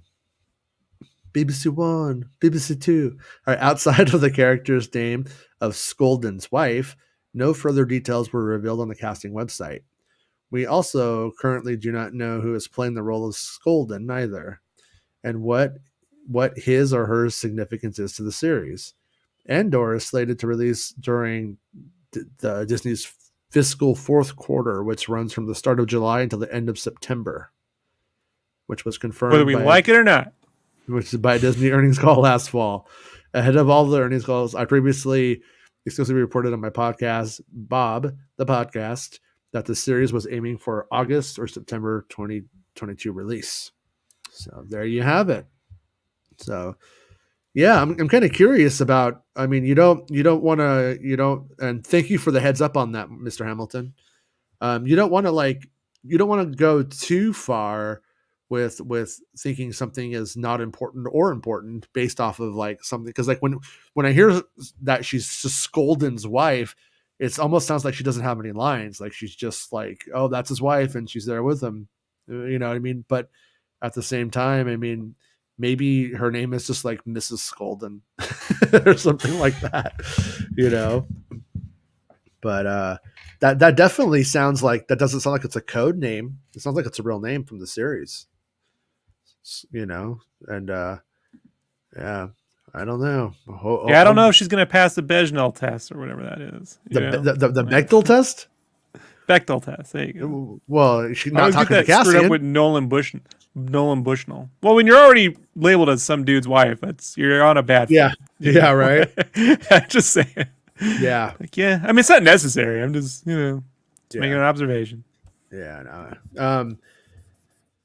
Mark Allen says the Kiner kid seems to be the obvious link to where the Bad Batch links came from. KRT. Wait, what?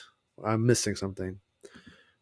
Tales of the Jedi allows them to switch casts for different series and effectively make it an anthology. Also, also true. I mean, if like we have speculated on what that show is so many times, you know, But if we go with it's Ghostbusters Afterlife meets Stranger Thing meets Hogwarts, if that's what they're doing, it does allow for them to add in a revolving cast in an ongoing series because people become Jedi. Like, Well, bye. You're a if Jedi that's the now. case, then I want it to be called Fantastic Bosks and where to find them. You know, Yeah. that's what I want. That's what I want. Yeah. Hey, you're a fan. You have that right. But Tales of the Jedi equals Attack of the Clones. What are they remaking Attack of the Clones? Why is Rob still Jason's seat on the left? Because I had to go to the little girl's room, and I did.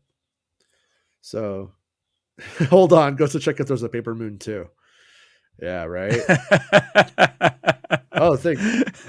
Can we just make that? You know, and Paper Moon too. Yeah. Thank you for the super chat, Zach.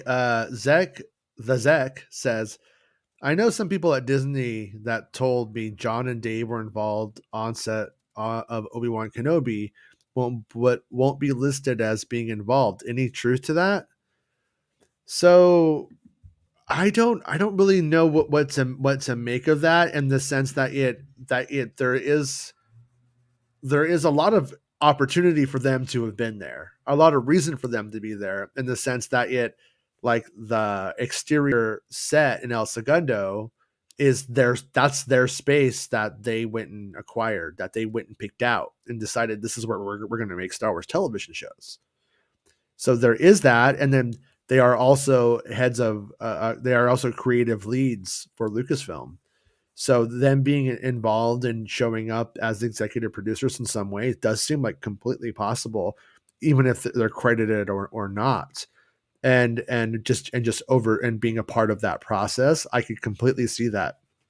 But on my side of things, I never heard any stories about like, yeah, then John Favreau was directing, or John Favreau said do this, or anything like that. I never heard of anything like that, so I can't say. I And can see them showing up, being supportive, technical advising. You know what I mean? Hey, doing what's yeah, going on? This, you know, just if there's a day where they're shooting something that's really special, they want to be there to see it because they're fans. right. You know, like I want to see that Anakin Vader fight. You know, like up close. I don't want to be like, yeah, we saw in the dailies, whatever. Seen one Star Wars, seen them all. Like, Yeah. you know, like you probably want to be there that day. Wouldn't we all go if we could get that show, get that opportunity? You know. But and at the same time, Deborah Chow has directed in that space herself already on their shows. So there is that element of it too. But yeah, there are days when like Kathleen Kennedy's there, and there's most days when she's not, as far as I know. But so it definitely does happen. And the like they're a part of the Lucasfilm, story group, as you have it as well. So they are well keyed in on what this show entails and what's happening in it. So yeah. But thank you for the support. I really do appreciate it. And Mark Hamilton, she's got red hair. # Mara Jade confirmed. Confirmed. Yeah. It's happening. Kathleen Kennedy's going to be Mara Jade. She's got red hair. She'd make a good Sorsha. Looking at the actor, she would have been good in Willow. Frank Marshall's like, already did that 30 years ago, my friend. Hunt Jesse says, "Man, the cast for Andor so far has been highly talented. Disney expects this to be huge." Yeah. The Andor series sounds like it is the Star Wars equivalent of doing House of Cards or something. It's the one I'm looking forward to the most. Yeah, it's not. It doesn't sound like it's like they're skimping on it. It doesn't sound, and that's why I keep saying Book of Boba Fett may be appreciated in a weird retroactive way as being super fun, just weird fucking like let's just put stupid shit in Star Wars and have fun with it. It may end up being viewed as that, or it may be just viewed as, oh, that was what a miss that was. But because I mean I don't really need Boba Fett to be House of Cards in House of Cards. You know what I'm saying? My House of Cards Star Wars. I I hear don't you, need but Boba you Fett need in that. Jabba's palace to look and feel like Jabba's Yeah. palace. Come No, on, no. you can't get past that stuff. Like it's hard. It's hard to get past it when you're walking around. It's just hard. Like, you know. Yeah.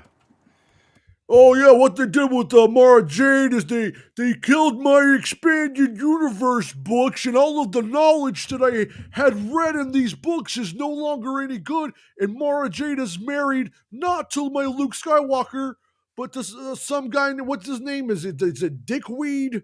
I Look, don't you Scolded. almost sound like me several years ago. But my argument to that wasn't that all that stuff didn't count. It's that now they're going to go and do retellings of these stories poorer than they did the first time, and the first time was hit or miss the first go around. So it's like to just go and retell all this stuff. Like when I had to I quit the Thrawn book, like 3-4 chapters in. Yeah. Someone goes, no, if you stick to the end, it gets good. I'm like, I'm not sticking through to the end. Like with a book, you got to hook them on the first chapter or two. 4 chapters in, man, I'm out. Yeah. So like when it just felt like they were taking all those stories and then finding ways to drag the shit out across 20 books when they got it done in one book, and I don't agree with that. I don't Yeah. have the patience for it. I don't agree with most of the publishing decisions. But what I do agree with is the worst idea I ever had in my whole life, which is just now, or one of them, is see this cord right here, Rob? See this cord? Yes, I do. What if they made Star Wars headphones and this was like your Padawan braid? Like they put that fake Padawan hair right here and it went like that. So whenever I was on the show, I was like, yeah, I'm a Padawan. Look at me. World's oldest Padawan. Doesn't want to leave college. I believe you and Etsy have a strong future together. My Padawan, what were those Dr. Dre headphones called? Beats by Dre. Yeah, Beats by Dre. Yeah, I'm gonna need to get my Binks by Ward, and it's my Binks by Ward is gonna have. That's good. Yeah. I like that. I like Beats by Ward. Okay, so Neil says tried to join channel on a variety of devices, but the join button is always absent. Any ideas how to work around that? I will put the link in the chat right now. I didn't put it on this one today because I wasn't doing like a members day today, but I just posted it into the chat and see if that link works. And thank you, Neil. I appreciate the support and the attempted support. It means a The lot. attempted support. The attempted support means a lot. Now go down there and follow that link, buddy. KG says, Mark, is Mara Jade around the same age as Luke? Yeah, I think they kind of established that concept that they would be around the same age, so that way it makes sense that they get married and stuff in that series. And but when it comes to Mara Jade, like, was it you yesterday who was joking that Black Widow could be Mara Jade? Well, she'd been rumored to be in a Star Wars thing, Yeah, right? yeah. And I kept thinking, like, so she played an AI in the movie Her, in which Joaquin Phoenix fell in love with her. What if she ends up falling in love with an AI Luke Skywalker? The irony of it makes perfect Star Wars sense to me. Like, Yeah, no, but I was thinking about it after, and I was like, man, it's really hard to, because like if you give George Lucas, if you give Luke Skywalker a wife or a love interest, it has to like really look right and really feel right. And the idea of nerdy ass Luke Skywalker picking up like fucking Black Widow, I just don't believe it. I just have a hard time well, with that's it. why it doesn't work out. She's above his That's pay what she's like. grade. Like, you know what? I think we're good. I think we're good. Yeah. You seem like the kind of guy who would kill his nephew. I think we're good. It's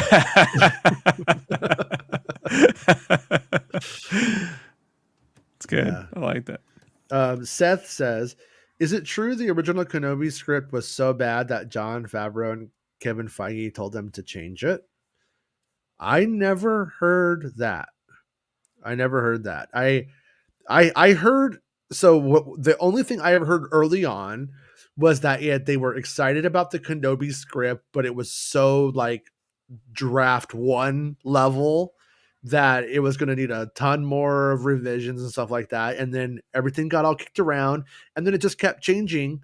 And then at one point they were going to take the script and turn that into the 6-part series. That was like the plan. That's why Kennedy said we already got scripts when they probably didn't. And then then we heard that the one dude, I don't remember his name now, from King Arthur, one of the King Arthur movies or whatever, was coming aboard. And so I'm guessing it's been changed. I don't know though. Talking Sis says Rob just sounds like Ewan commenting on the title of Tales of the Jedi. And Santa declares you better deploy the likes because he can see what you're doing. If you don't like the video, Santa can see. Santa sees what you're doing. And thank you, Santa. Good to see you, bud. Mark Hamilton I don't says, want to make light of a world catastrophe, but all I gotta say is Santa giving Putin coal for all those years has not helped the world. So yeah, Santa, you got to rethink your tactics here. All right, not yeah, helping. it's true. Give him arsenic I next blame time. Santa. I Mark blame Santa. Hamilton says Book of Boba Fett will be seen as crazy Pee Wee Herman Star Wars.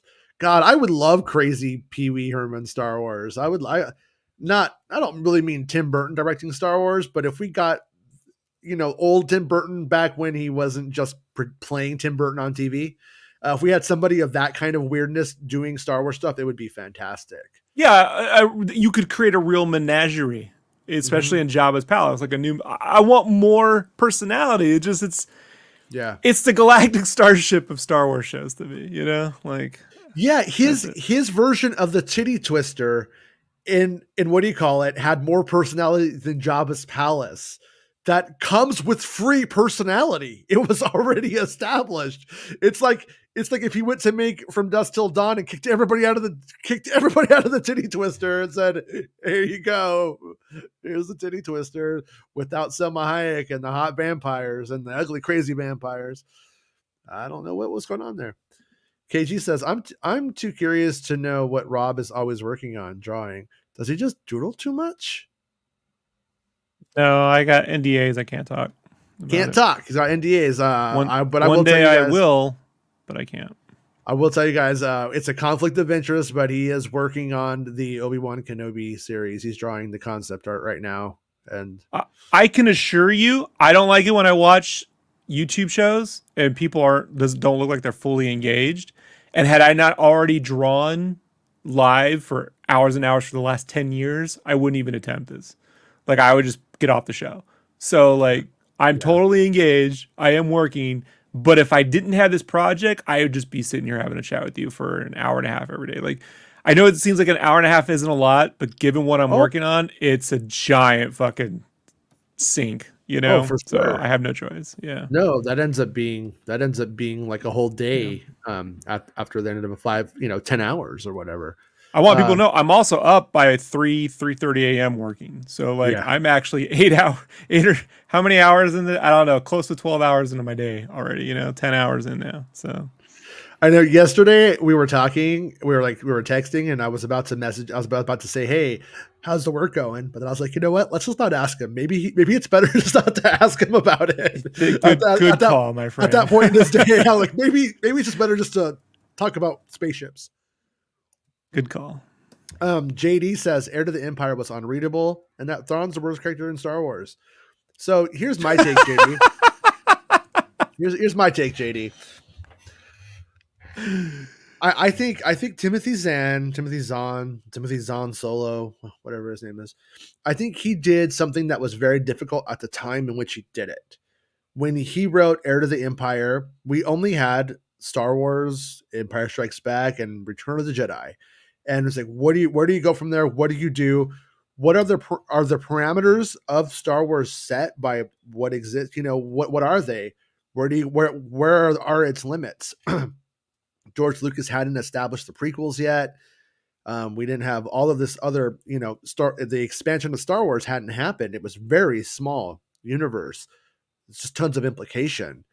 And I think he did a very good job on Heir to the Empire of kicking that off and actually making it into something where people wanted Star Wars books to this very day. Like he really did. The books before Heir to the Empire, Splinter of the Mind's Eye, I actually really do like it.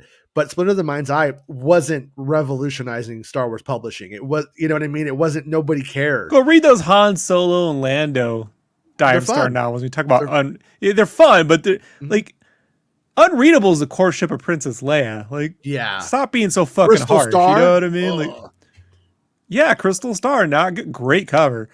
I mean, like, if it wasn't for those Drew Struzan fucking covers, man, like, Shadows of the Empire, pretty much unreadable, not good. And that was the one for them to really nail on, given that it's Empire, you know, Star Wars 2.5. It was the only Star Wars book I think that actually said Shizor, where it had his name Xizor, and they put a little thing and they sounded it out, Shizor, and I was like, oh, thank you, finally, something making some fucking sense. And then they didn't ever do that again. They didn't ever do it again. I'm like, come on, guys, you know, not for Shizor, but just for any of these fucked up names. But anyways, so I don't, you know, think Timothy Zahn is a hack or something like that. I don't look at it in any way where I'm critical of him in that way. I do think that if that book had its day, and I think it's expired, I don't think it holds up. I don't think that it holds up after all of this better Star Wars that we've had over the years. And if I had my way, which clearly they didn't do, but having him revise that story, remake that book, and retell it, and have that story fit into the new canon and revitalized, and knowing what we know about the prequels and what you could do with it would be so much better. And I think I'm for that a special edition, not like plunk it into the story, but yeah, definitely to recontextualize and put in lore things that we know are to be canon now would make a lot of sense. That being said, dude, his space action's really good. Like, it's clear when he and I want to point people, I like the Bloodlines book, but when it gets to the end and there's that whole battle sequence, it is embarrassingly bad. Yeah. It is really, really not what she should be writing. It's not in her wheelhouse.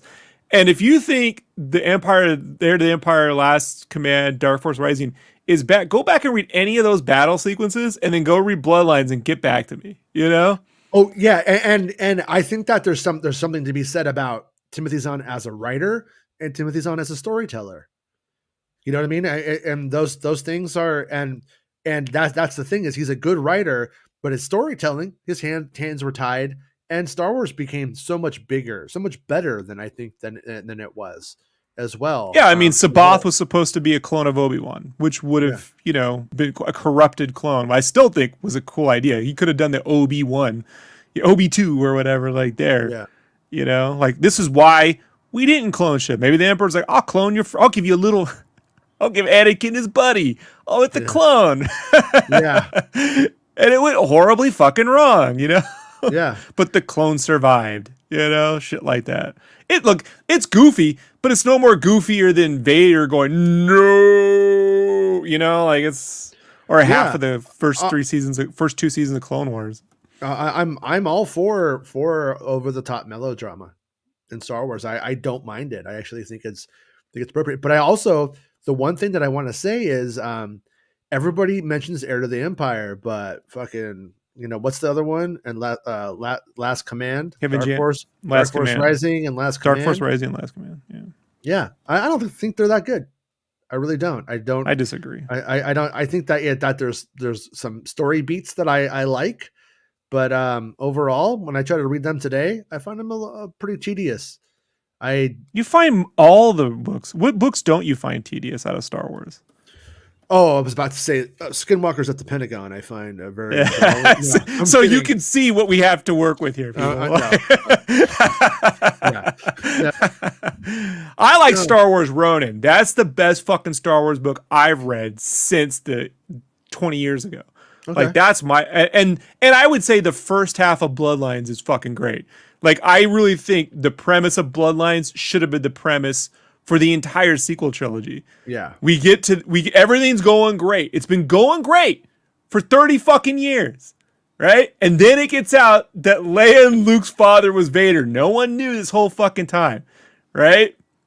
and then watching what happens when that shit rips everything apart. Ben Solo finding that out, watching how that you never told me, you know what Yeah. I mean? Like all that shit really is a giant fucking problem, you know, and that would link the sequels, the prequels, the originals all together. Like Mhm. that is a giant fucking great. That's so good, man. And the fact that that's not in the movie is just I don't know. Like, breaks my heart is what it does. Yeah, yeah, no, I'm with you. And for the record, I'm somebody who we've had the argument. I mean, like the discussion, where I really don't think that usually things transcend their medium for the better. Usually, I find that not to be the case. I'm not saying that there are not exceptions. There are, but overall, Star Wars thrives in live action film with music and acting and the art and everything playing, the visual effects all playing together. That's true. And when you take it over to a book, then you're asking me to do most of the heavy hitting. And I like the books when they play into the films and are very like when they flow into the films or when they don't even need to. Lost Stars doesn't need a Star Wars movie to just be a self-contained great story. That works, but usually those self-contained great stories, like I feel like Lost Stars is it. That's I mean, for the most part, I don't really find them to be self-contained great stories. And then on the other hand, I find that they don't flow into the films well enough. I find that they will just drop alien names without ever describing them. And I'm supposed to remember what a fucking Zanzar Zlexlon is, and I don't remember. Oh, hold on, let me put the book down, disengage, and get on Wikipedia. No, that's your job. You're supposed to, describe things and make it enthralling. But yeah, so anyways, so I'm not the best person to ask about Star Wars books because I don't think, that they're really always. I don't think after all of these years they figured out what makes a great Star Wars book yet, which I find kind of weird. But I guess it's really hard, or they would have, or the old Republic would be, or the High Republic would be the best thing that ever happened to me, and I kind of find it Well, boring. the reason why I just think like all of them, like even Lost Stars or Ronin or whatever, they should all be given a really good concept art pass by Doug Chain's group and should ship with like at least 4 or 5 really great illustrations in the way light novels do, you know? Yeah, yeah, for Like sure. that way you get that thing and then you get this like appendix of cool concept art. You know what I mean? You get all this fucking cool shit. That way you get a little bit more with the physical purchase too, you know? Well, But in let the them have a modern pass at some. Yeah, in the modern era, when you have these concept artists that are actually making stuff around these things all the time, it's like, could some of that art maybe be repurposed into things that are in the book? You know what I'm saying though? And like touched up maybe when you have a pretty much have a permanent art crew on board that are constantly working on Star Wars stuff. And Right. and why do the covers look like they're the kind of bullshit that my kids get at the book day at school? It's fucking Oh, Star I Wars. for some reason, Cats at was it Ballantyne, whoever Del Rey, whoever's doing this shit, they got that material design nonsense for fucking novels, and I'll never understand it. You know, Yeah. like Dragons of Pern. Could you imagine if that was just because you know what it is? They go to Pinterest and they see those. Here's a minimalistic Star Wars, and it's just a silhouette and a thin line, and that would have been great in the '60s. I'm like, no, books in the '60s actually had painted covers. You know what I mean? Like they didn't all look like that is the shit you got for the cheap like library release of something. Not on the It's fucking. because they had that minimalist version of Catcher in the Rye. They're like, that was all books back then. Look, I think minimalism is great for like in-game menus because I don't need that shit all over. But I don't want Diablo also with minimal design. I want cool rendered hourglasses and I don't know, man. Like that, Yeah. fucking. It's just that's the shit I can't stand the most. And I'm not saying When it all the needs to look like Winamp screens. You know, I'm not saying Yeah, that. no, but when the book has that kind of design element to it, the book itself becomes a collect more of a collectible as well. Even if you don't like Right. the book, you may I like this as a piece of art, as a product. And That's why I got the Crystal Star. You know, like, and there were way back, even like the Kevin J. Anderson books had some cool like painted covers. You know what I mean? Like the Homeboy Jedi was series. doing Yeah. yeah, was doing a lot of those too, right? But No, no, it wasn't him. It was someone else. it was somebody else. Okay. But Yeah. Zek asked, do you think we will get more info on Feige or talks about movie at Celebration or Investor Day? I am that is a great question, Zach, because the Feige concept and idea has now been around for a long time. Like work on that movie. 2017, 2018. Yeah. Yeah, 2017 I want to say. So it's like, at that point he had an idea. I'm going to assume he had an idea. And the idea it's gestated, I would say, right? By this point, it is clearly there has to be a ton of, even if it was just casually while he's just like wakes up from a nap and goes, "Oh, you know what would be cool?" He's got to have the notes, like have to be overflowing at this point. And so if it's going to happen, I would hope that we would hear something soon. And but also like we don't really know we don't have anything on it, so I don't know what to expect or how to do an analysis of it. Like a lot of people think that the Taika movie can't happen in the next couple of years too. They're like, how is it going to happen? And the one thing I can say is maybe his contracts, whatever it happens to be, is like this happens if this happens. Maybe like there's an order of things that must happen if things are ready. But I don't know if we get Rogue Squadron pushed back.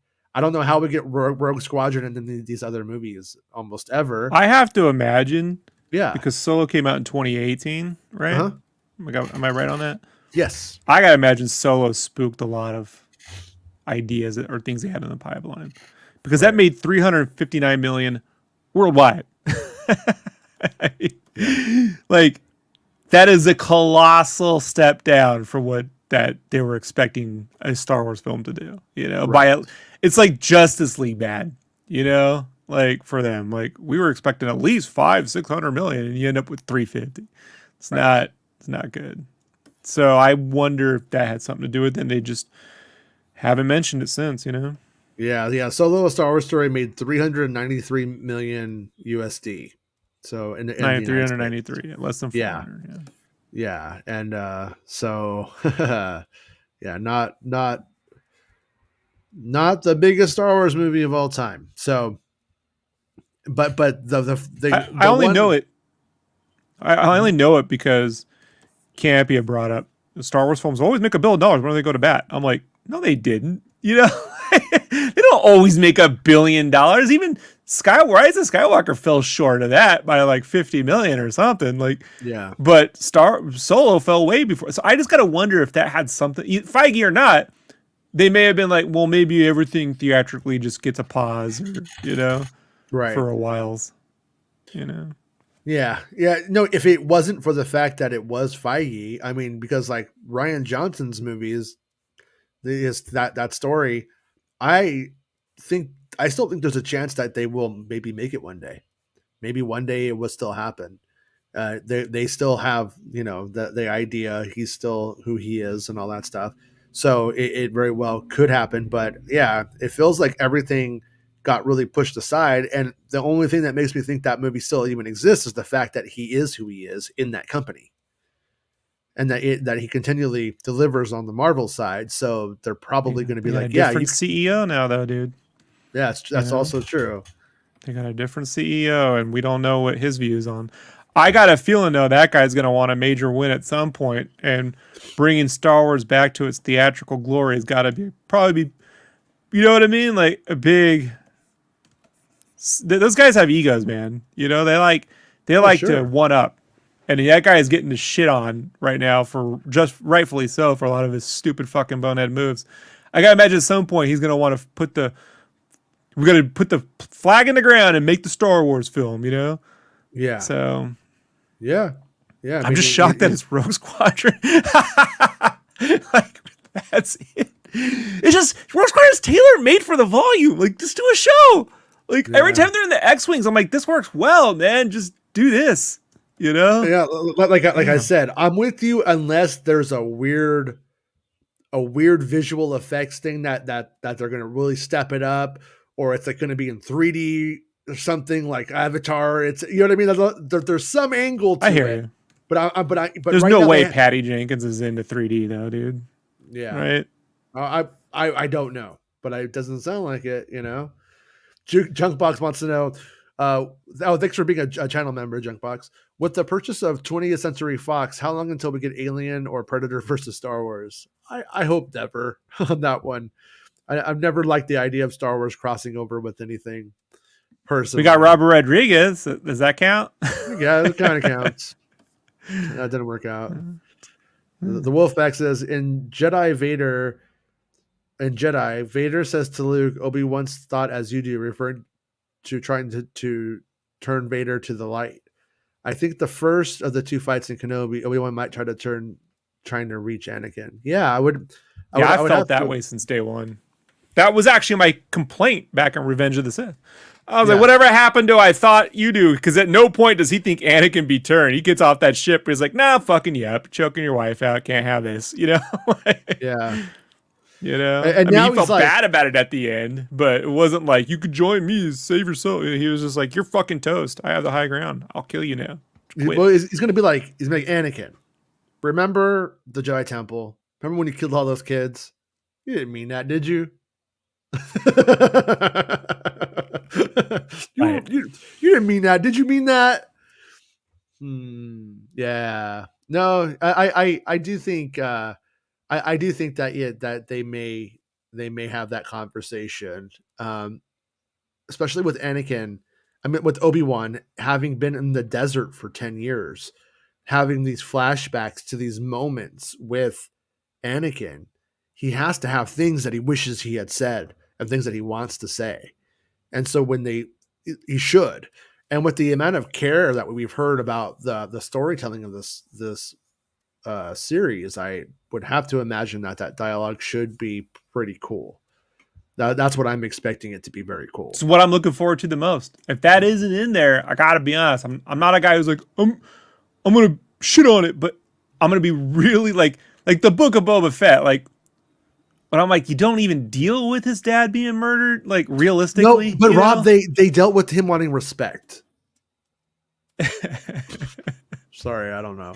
That's just all I know about the guy is that he's gonna rule. He wants to rule with respect, and I think maybe he at the end he ruled with respect. So that's cool. RESPECT. That is what it means to me. Suck it to me, suck Yeah, it to me, suck it to me, suck it to me. yeah. Short circuit.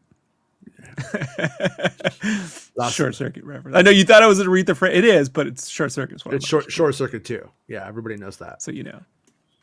Yeah. I believe it's Los Lobos kick your ass, Los Lobos kick your face, Los Lobos kick your balls into outer space. Is that what it was? Is it Los Lobos? I can't remember. But I had this friend Salvador who was my art buddy in the 6th grade, and mhm. he would because he was Hispanic, he could really do the voice, and he would Yeah. just that would be the thing he did every day, and then he'd fart on someone. Like in art class, he'd run up and then fart on someone. I go, this guy is nuts. Yeah. Love him though. Yeah, So, I think I've shared the story before. I think the kid's name was Manuel, and he was new to the school, and he was from Mexico. Super cool guy, like he liked movies and stuff, but his English was not very good. And it's 6th grade, and first day of school, and I remember Mr. Gerald. He said, "Jason, will you take Manuel, and will you help him work out his answer to the question that we asked at the beginning of class?" And I'm like, "Yeah, okay."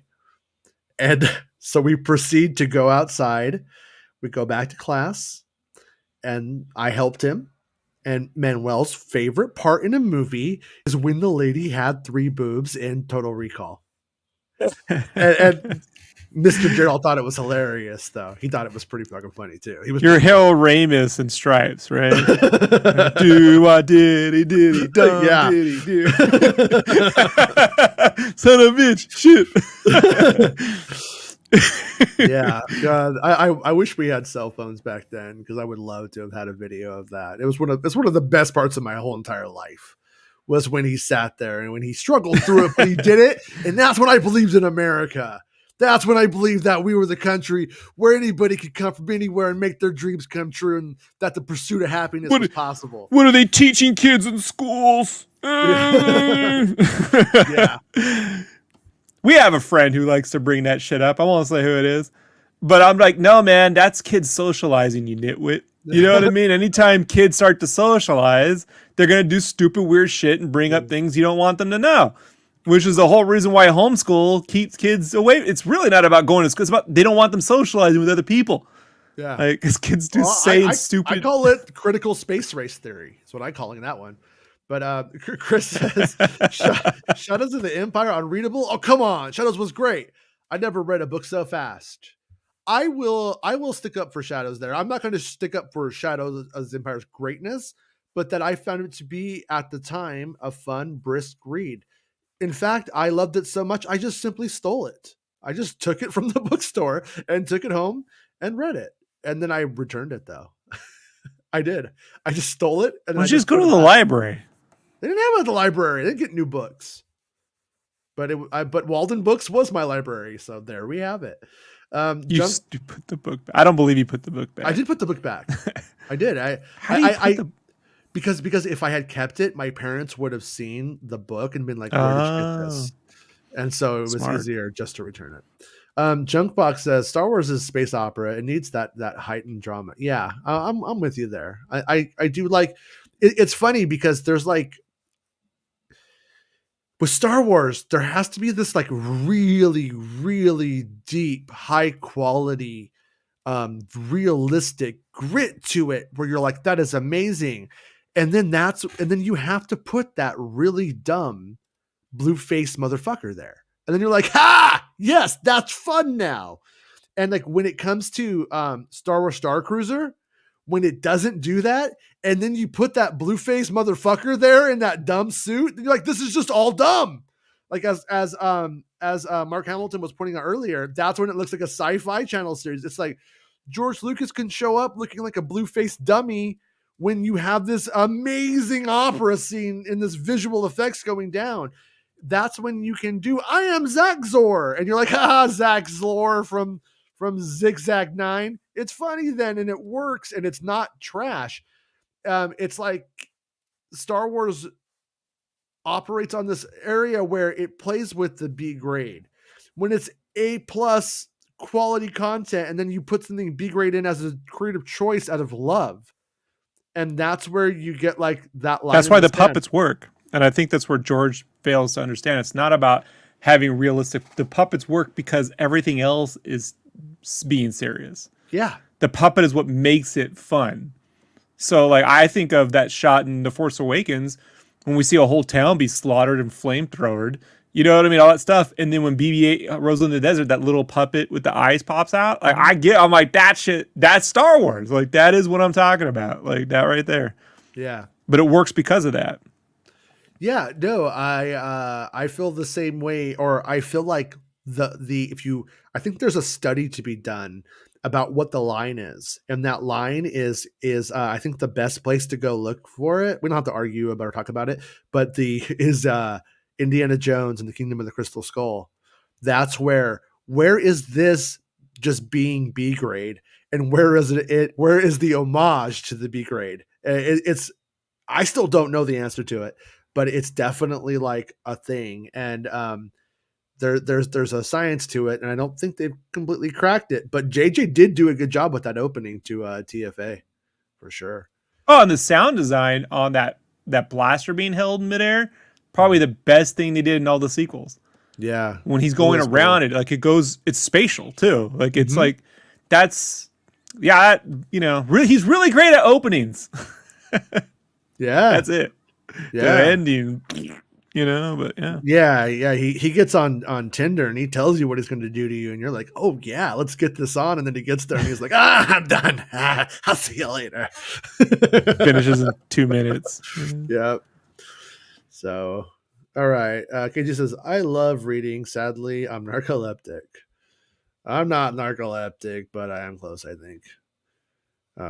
That might just be a heroin habit. No, I'm kidding.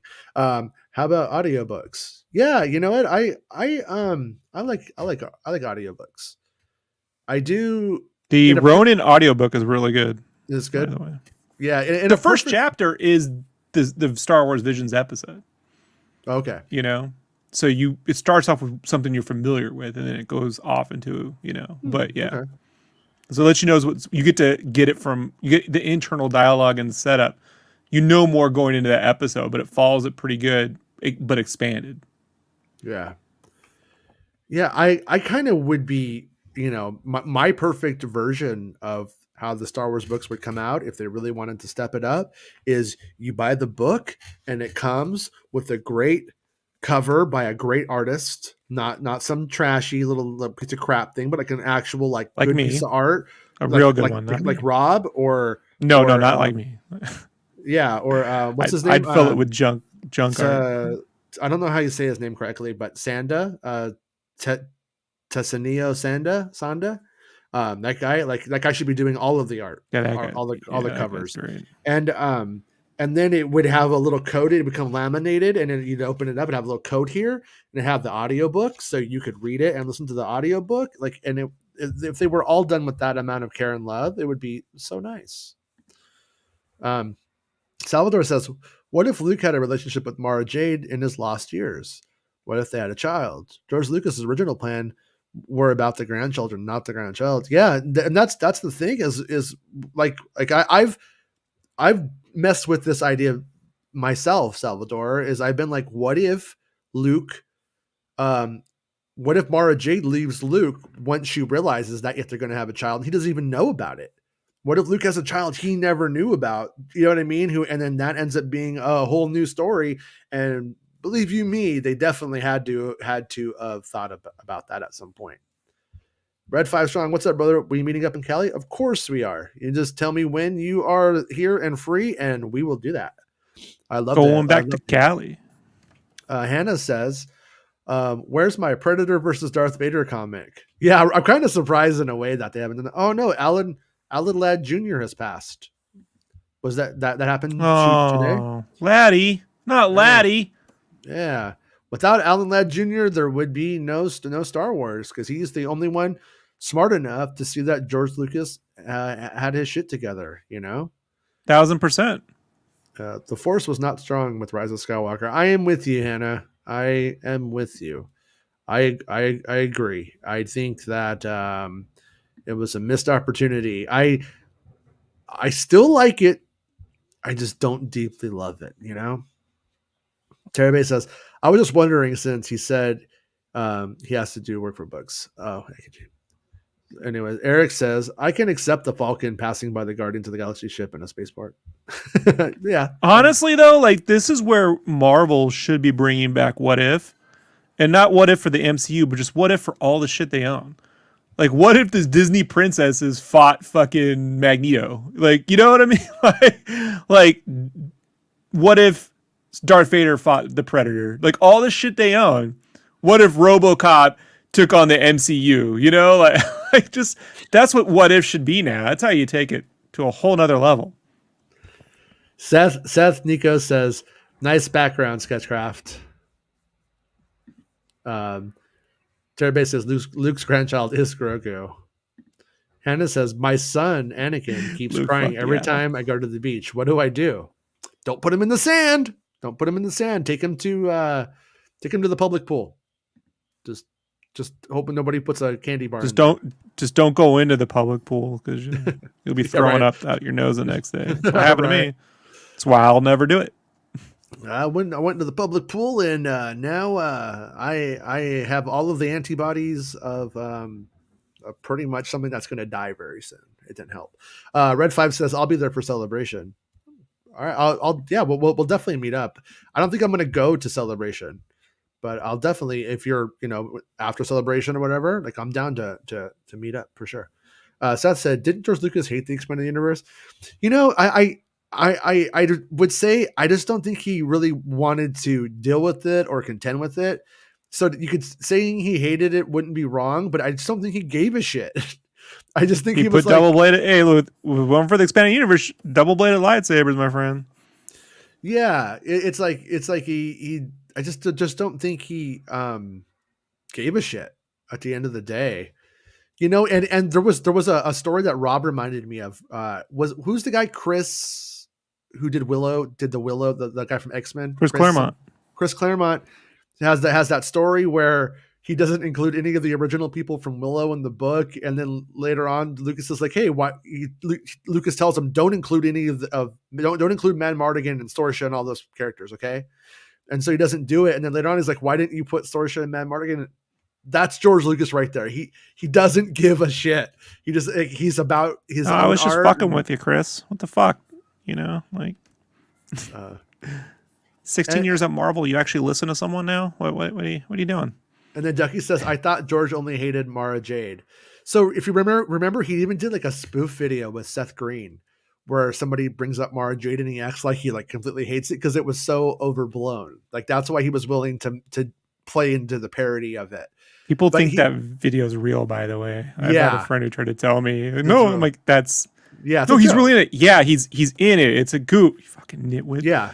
Like, yeah. He's also in Beverly Hills Cop 3. Like, it doesn't... You know? And from the things I've always heard about that side of things, too, with George Lucas, like, I won't tell a story I'm not supposed to tell here, but when you say something that George Lucas doesn't want to hear, or you go somewhere he doesn't want to go, you get like stonewalled silence. It's not cool. And George Lucas is down just to be silent with you there. And so point being, if that was really the truth, I don't think they would have ever got to a parody video of it. But I think what is true is that George Lucas did not like what Mara meant for Luke Skywalker, and I don't think he had any problem with the concept of Palpatine having this assassin who was out to kill Luke Skywalker. His problem was that if they get married and have space babies and then that she dies of space cancer. Like, I don't think that was... George Lucas just didn't think that was a good idea. I personally don't either. But the space cancer thing happened after they killed Chewbacca. So it doesn't... Yeah. You know, there's a lot of bad decisions being made at that point. I got out after the... was it the two last ones? The Outland and then the other one? That Tuzan movie. That's when I got out. Yeah, I was the minute I heard about the killing Chewbacca and all, I didn't even bother with the Yuvon Zong or what. I was like, nah, I'm done with this. You know. Of course, I had just read Rogue Planet, and that didn't help. So no, I know Star Wars Meg likes Rogue Planet a lot. Like that book, she like really connected with it as a probably 21-year-old. I read that, and that's where I quit. Yeah. I read Rogue Planet. I'm like, finally Star Wars is alive right now, and this is what the living Star Wars book looks like. I'm fucking out, and I was done. Me and my drummer both bought it, and we were touring at the time. So we're like, we have nothing to do but like read and practice. And we're just like, this is just awful. Seth Nico says, is George Lucas producing Andor? So there's this thing that keeps going around that says that George Lucas wrote on Andor and that he's produced Andor and he's directing on Andor. I don't believe that's true. Any of that experimental is film. True. Yeah, experimental film is another Star Wars film. Yeah, they're supposed to be like the characters based on credit. I think going into IMDb, and I think that it keeps getting moved around. Bracken's wife, starting. She has a choker. Yeah, I added that. That's what I do. You would, George. You would. Well, first I had her wear a choker, and then I had him choke her. That's the 1-2 punch of the joke. You know what? What would be more interesting is if she was 12. Well, that was the first movie. So there's a trilogy of jokes there. You missed out on the first time, but if you go back, they rhyme. People don't get it. People just don't get it. It's a joke. Yeah. Kurtz didn't. KG says, "I love and hate Dross simultaneously." I understand. I like it if I watch any section. I like any section by itself. Just don't like it all together. And then if I watch it just by itself, if I just go put it on, you're gonna kick me off the show for a minute for saying this. But bye. No, I'm kidding. I'm sorry. I like snippets of it. Like I'm gonna tell you, I love the opening where it's just flying through clouds and it has that march. Like the Back to the Future theme has the march. Matter of fact, when I want to get amped up, I play that opening, the Back to the dun, dun, dun, and it has a dun dun dun dun dun dun. I'm like, oh shit, I'm getting chills now. I'm getting chills, folks. I'm getting chills. Yeah.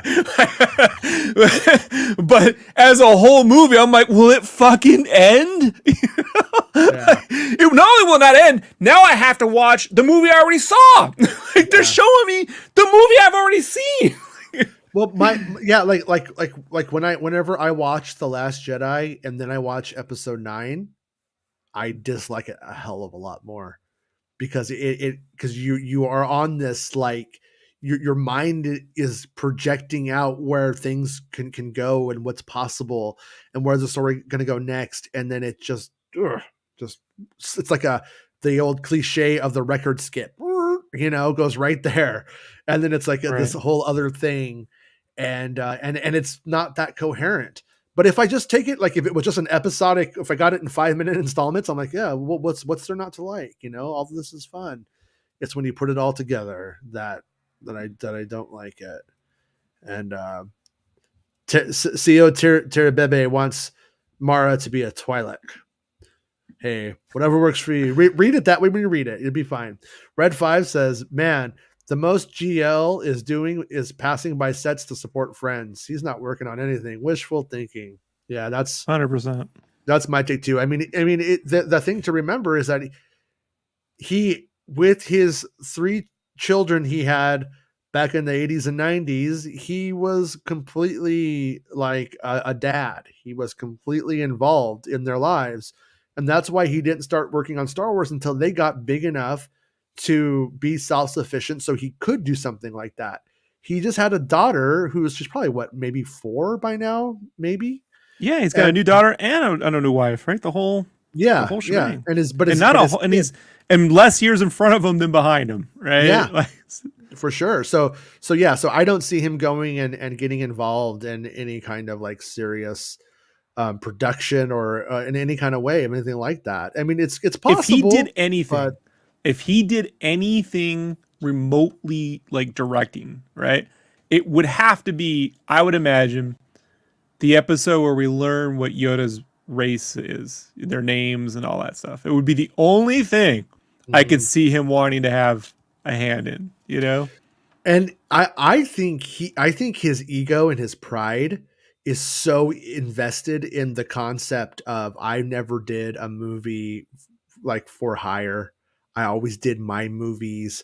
I never Right. made a movie in that system. Like I was always kind of outside of it. So I just don't see him going and ending his career by Well, now on that that Laddie's note, gone, I'm not doing shit, you know? Dies with Laddie. That's it. Yeah. Sorry. You're George gonna Lucas just, oh well. Jonathan's all George Lucas I'll is back. see you in Fortnite, bitches. You know, Um see you in Fortnite, bitches. but I will play devil's advocate, and I will say that the one difference between Lucas now with a child and Lucas with his first 3 children is that with his first 3 children he was a single parent. It was just him.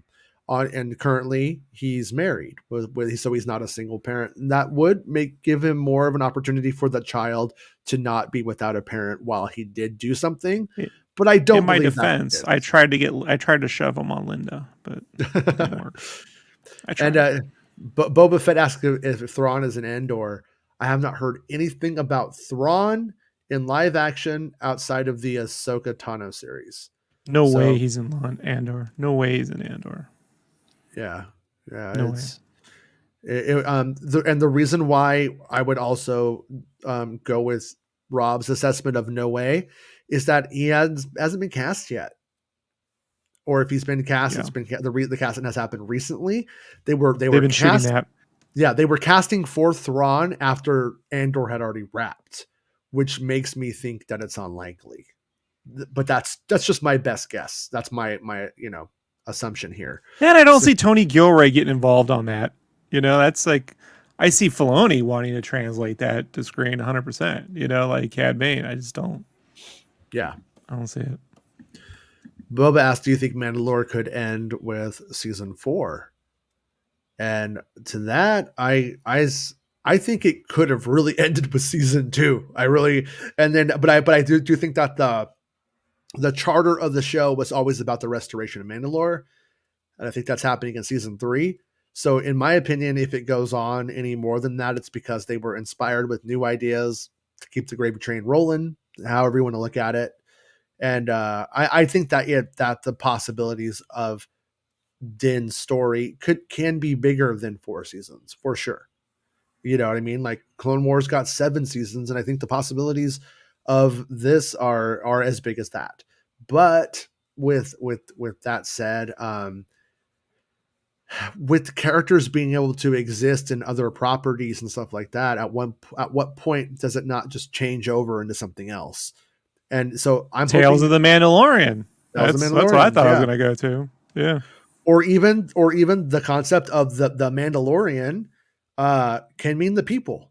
By the end of it, it might start with this one, and by the end of the series, he could be completely gone. It could be completely. They could do that. They could make the That's title why I go said the on. easiest one was just to add an S to the end, and it can be Yeah, anything. You know, classic or James Cameron move. yeah, or does it have to be?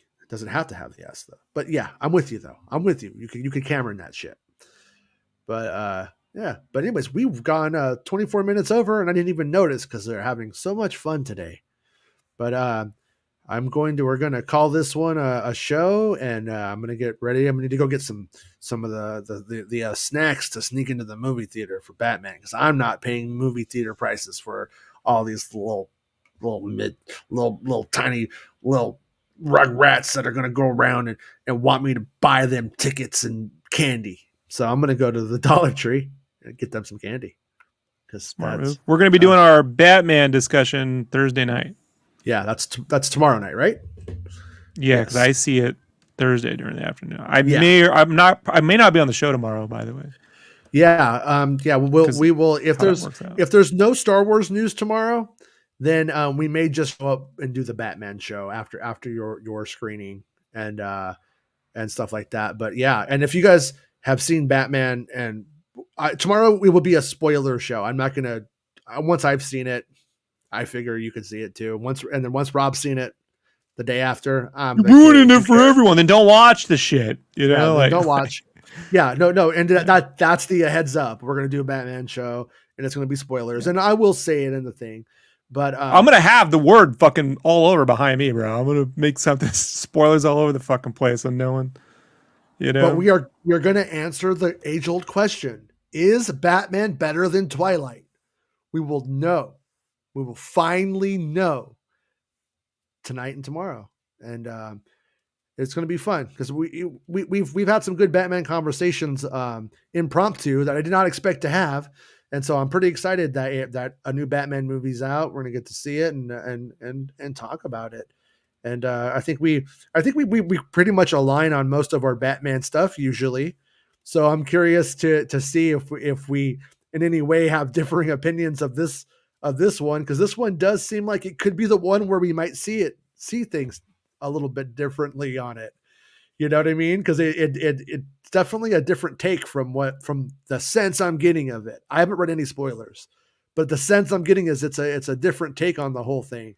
And I don't know. I don't know what to think, but I'm excited for it. And so it's going to be fun. It's going to be fun to talk about Batman. I have listened to the entire musical score already, though. How was it? It went up on repetitive, but not in a bad way. Just they use the themes. You know, I think with Giacchino, man, I don't know if he could reuse themes in, I think, slower or faster ways. I think you know what I mean? Like, I always think of like there's that the one in the Dark Knight, the like chasing dogs with cars, that the actual like Batman anthem that kind of goes in, like it's the actual Batman Dark Knight theme. Then I thought it went away in The Dark Knight Rises until I realized it's just been playing incredibly slow during the end credits, like at the end. I didn't pick up on it the first time I watched the movie. I was like, "Oh, that's genius!" Like, I mean, it's so slow and so different. I didn't realize that was the theme, and I think you could do more of that sort of thing. Other than that, man, it's cool. But yeah. Nothing's as good as the Elfman theme, bro. Like, yeah, other than the animated series. You know? Oh yeah, and that was the Alan Silvestri Back to the Future 2 music. My favorite thing is to put it on, and then I tell my kids roads where we're going, we don't need roads. Then my son starts to turn bright red, embarrassed, and then I play the music and we start driving, and I say, we're flying. And my daughter goes, "We're flying." She can see it in her imagination. My son cannot, and he starts just getting really embarrassed. And he's all, "Stop, I hate you guys. You guys are so dumb." I'm like, "Oh my God, look down there. It's Disneyland." And I love to do it. I do it all the time. You'll miss that one day for certain. Oh yeah, no, I think I'm going to do it tonight before Batman. I think it's a good time to do it so he can remember it even more. But Alan Ladd Jr., man, that what a life, you know. Did a good job, Yeah, did a good thing. I'm gonna pour one out for Laddie tonight for certain. Yeah. And there's a really good documentary about him that was released recently. Definitely worth watching. It's probably the only one, so check it out. Well, also the George Lucas biography that the guy, there's one, I forget the name of it, but good audiobook. So he did the George Lucas and the Jim Henson biographies, and that whole time with Alan Ladd Jr. was really well covered in there too. Really good. Yeah. Good book, good stuff. Yeah. Yeah. Anyways, thanks to everyone for hanging out with us. Like the video if you haven't, and make sure you subscribe to the channel. Become a channel member. It's appreciated. And thanks to everyone who's become a channel member in the recent weeks, and especially to the people who've been a channel member since day one, like my friend Rob here, and to our Patreon subscribers. And let me know if you guys want me to continue to upload the audio to Patreon, because I'm not sure if anybody is using it or not. I won't keep doing it if nobody cares, but if people do care, I will continue to do it. And that's another way. If you want to listen to the show as a podcast, that's the way to get it as a pod. And yeah, so makes the most sense to me. So anyways, we'll be back tomorrow, and yeah, rest in peace. Otherwise, it's Twilight porn for the Patreon guys. That's the alternative.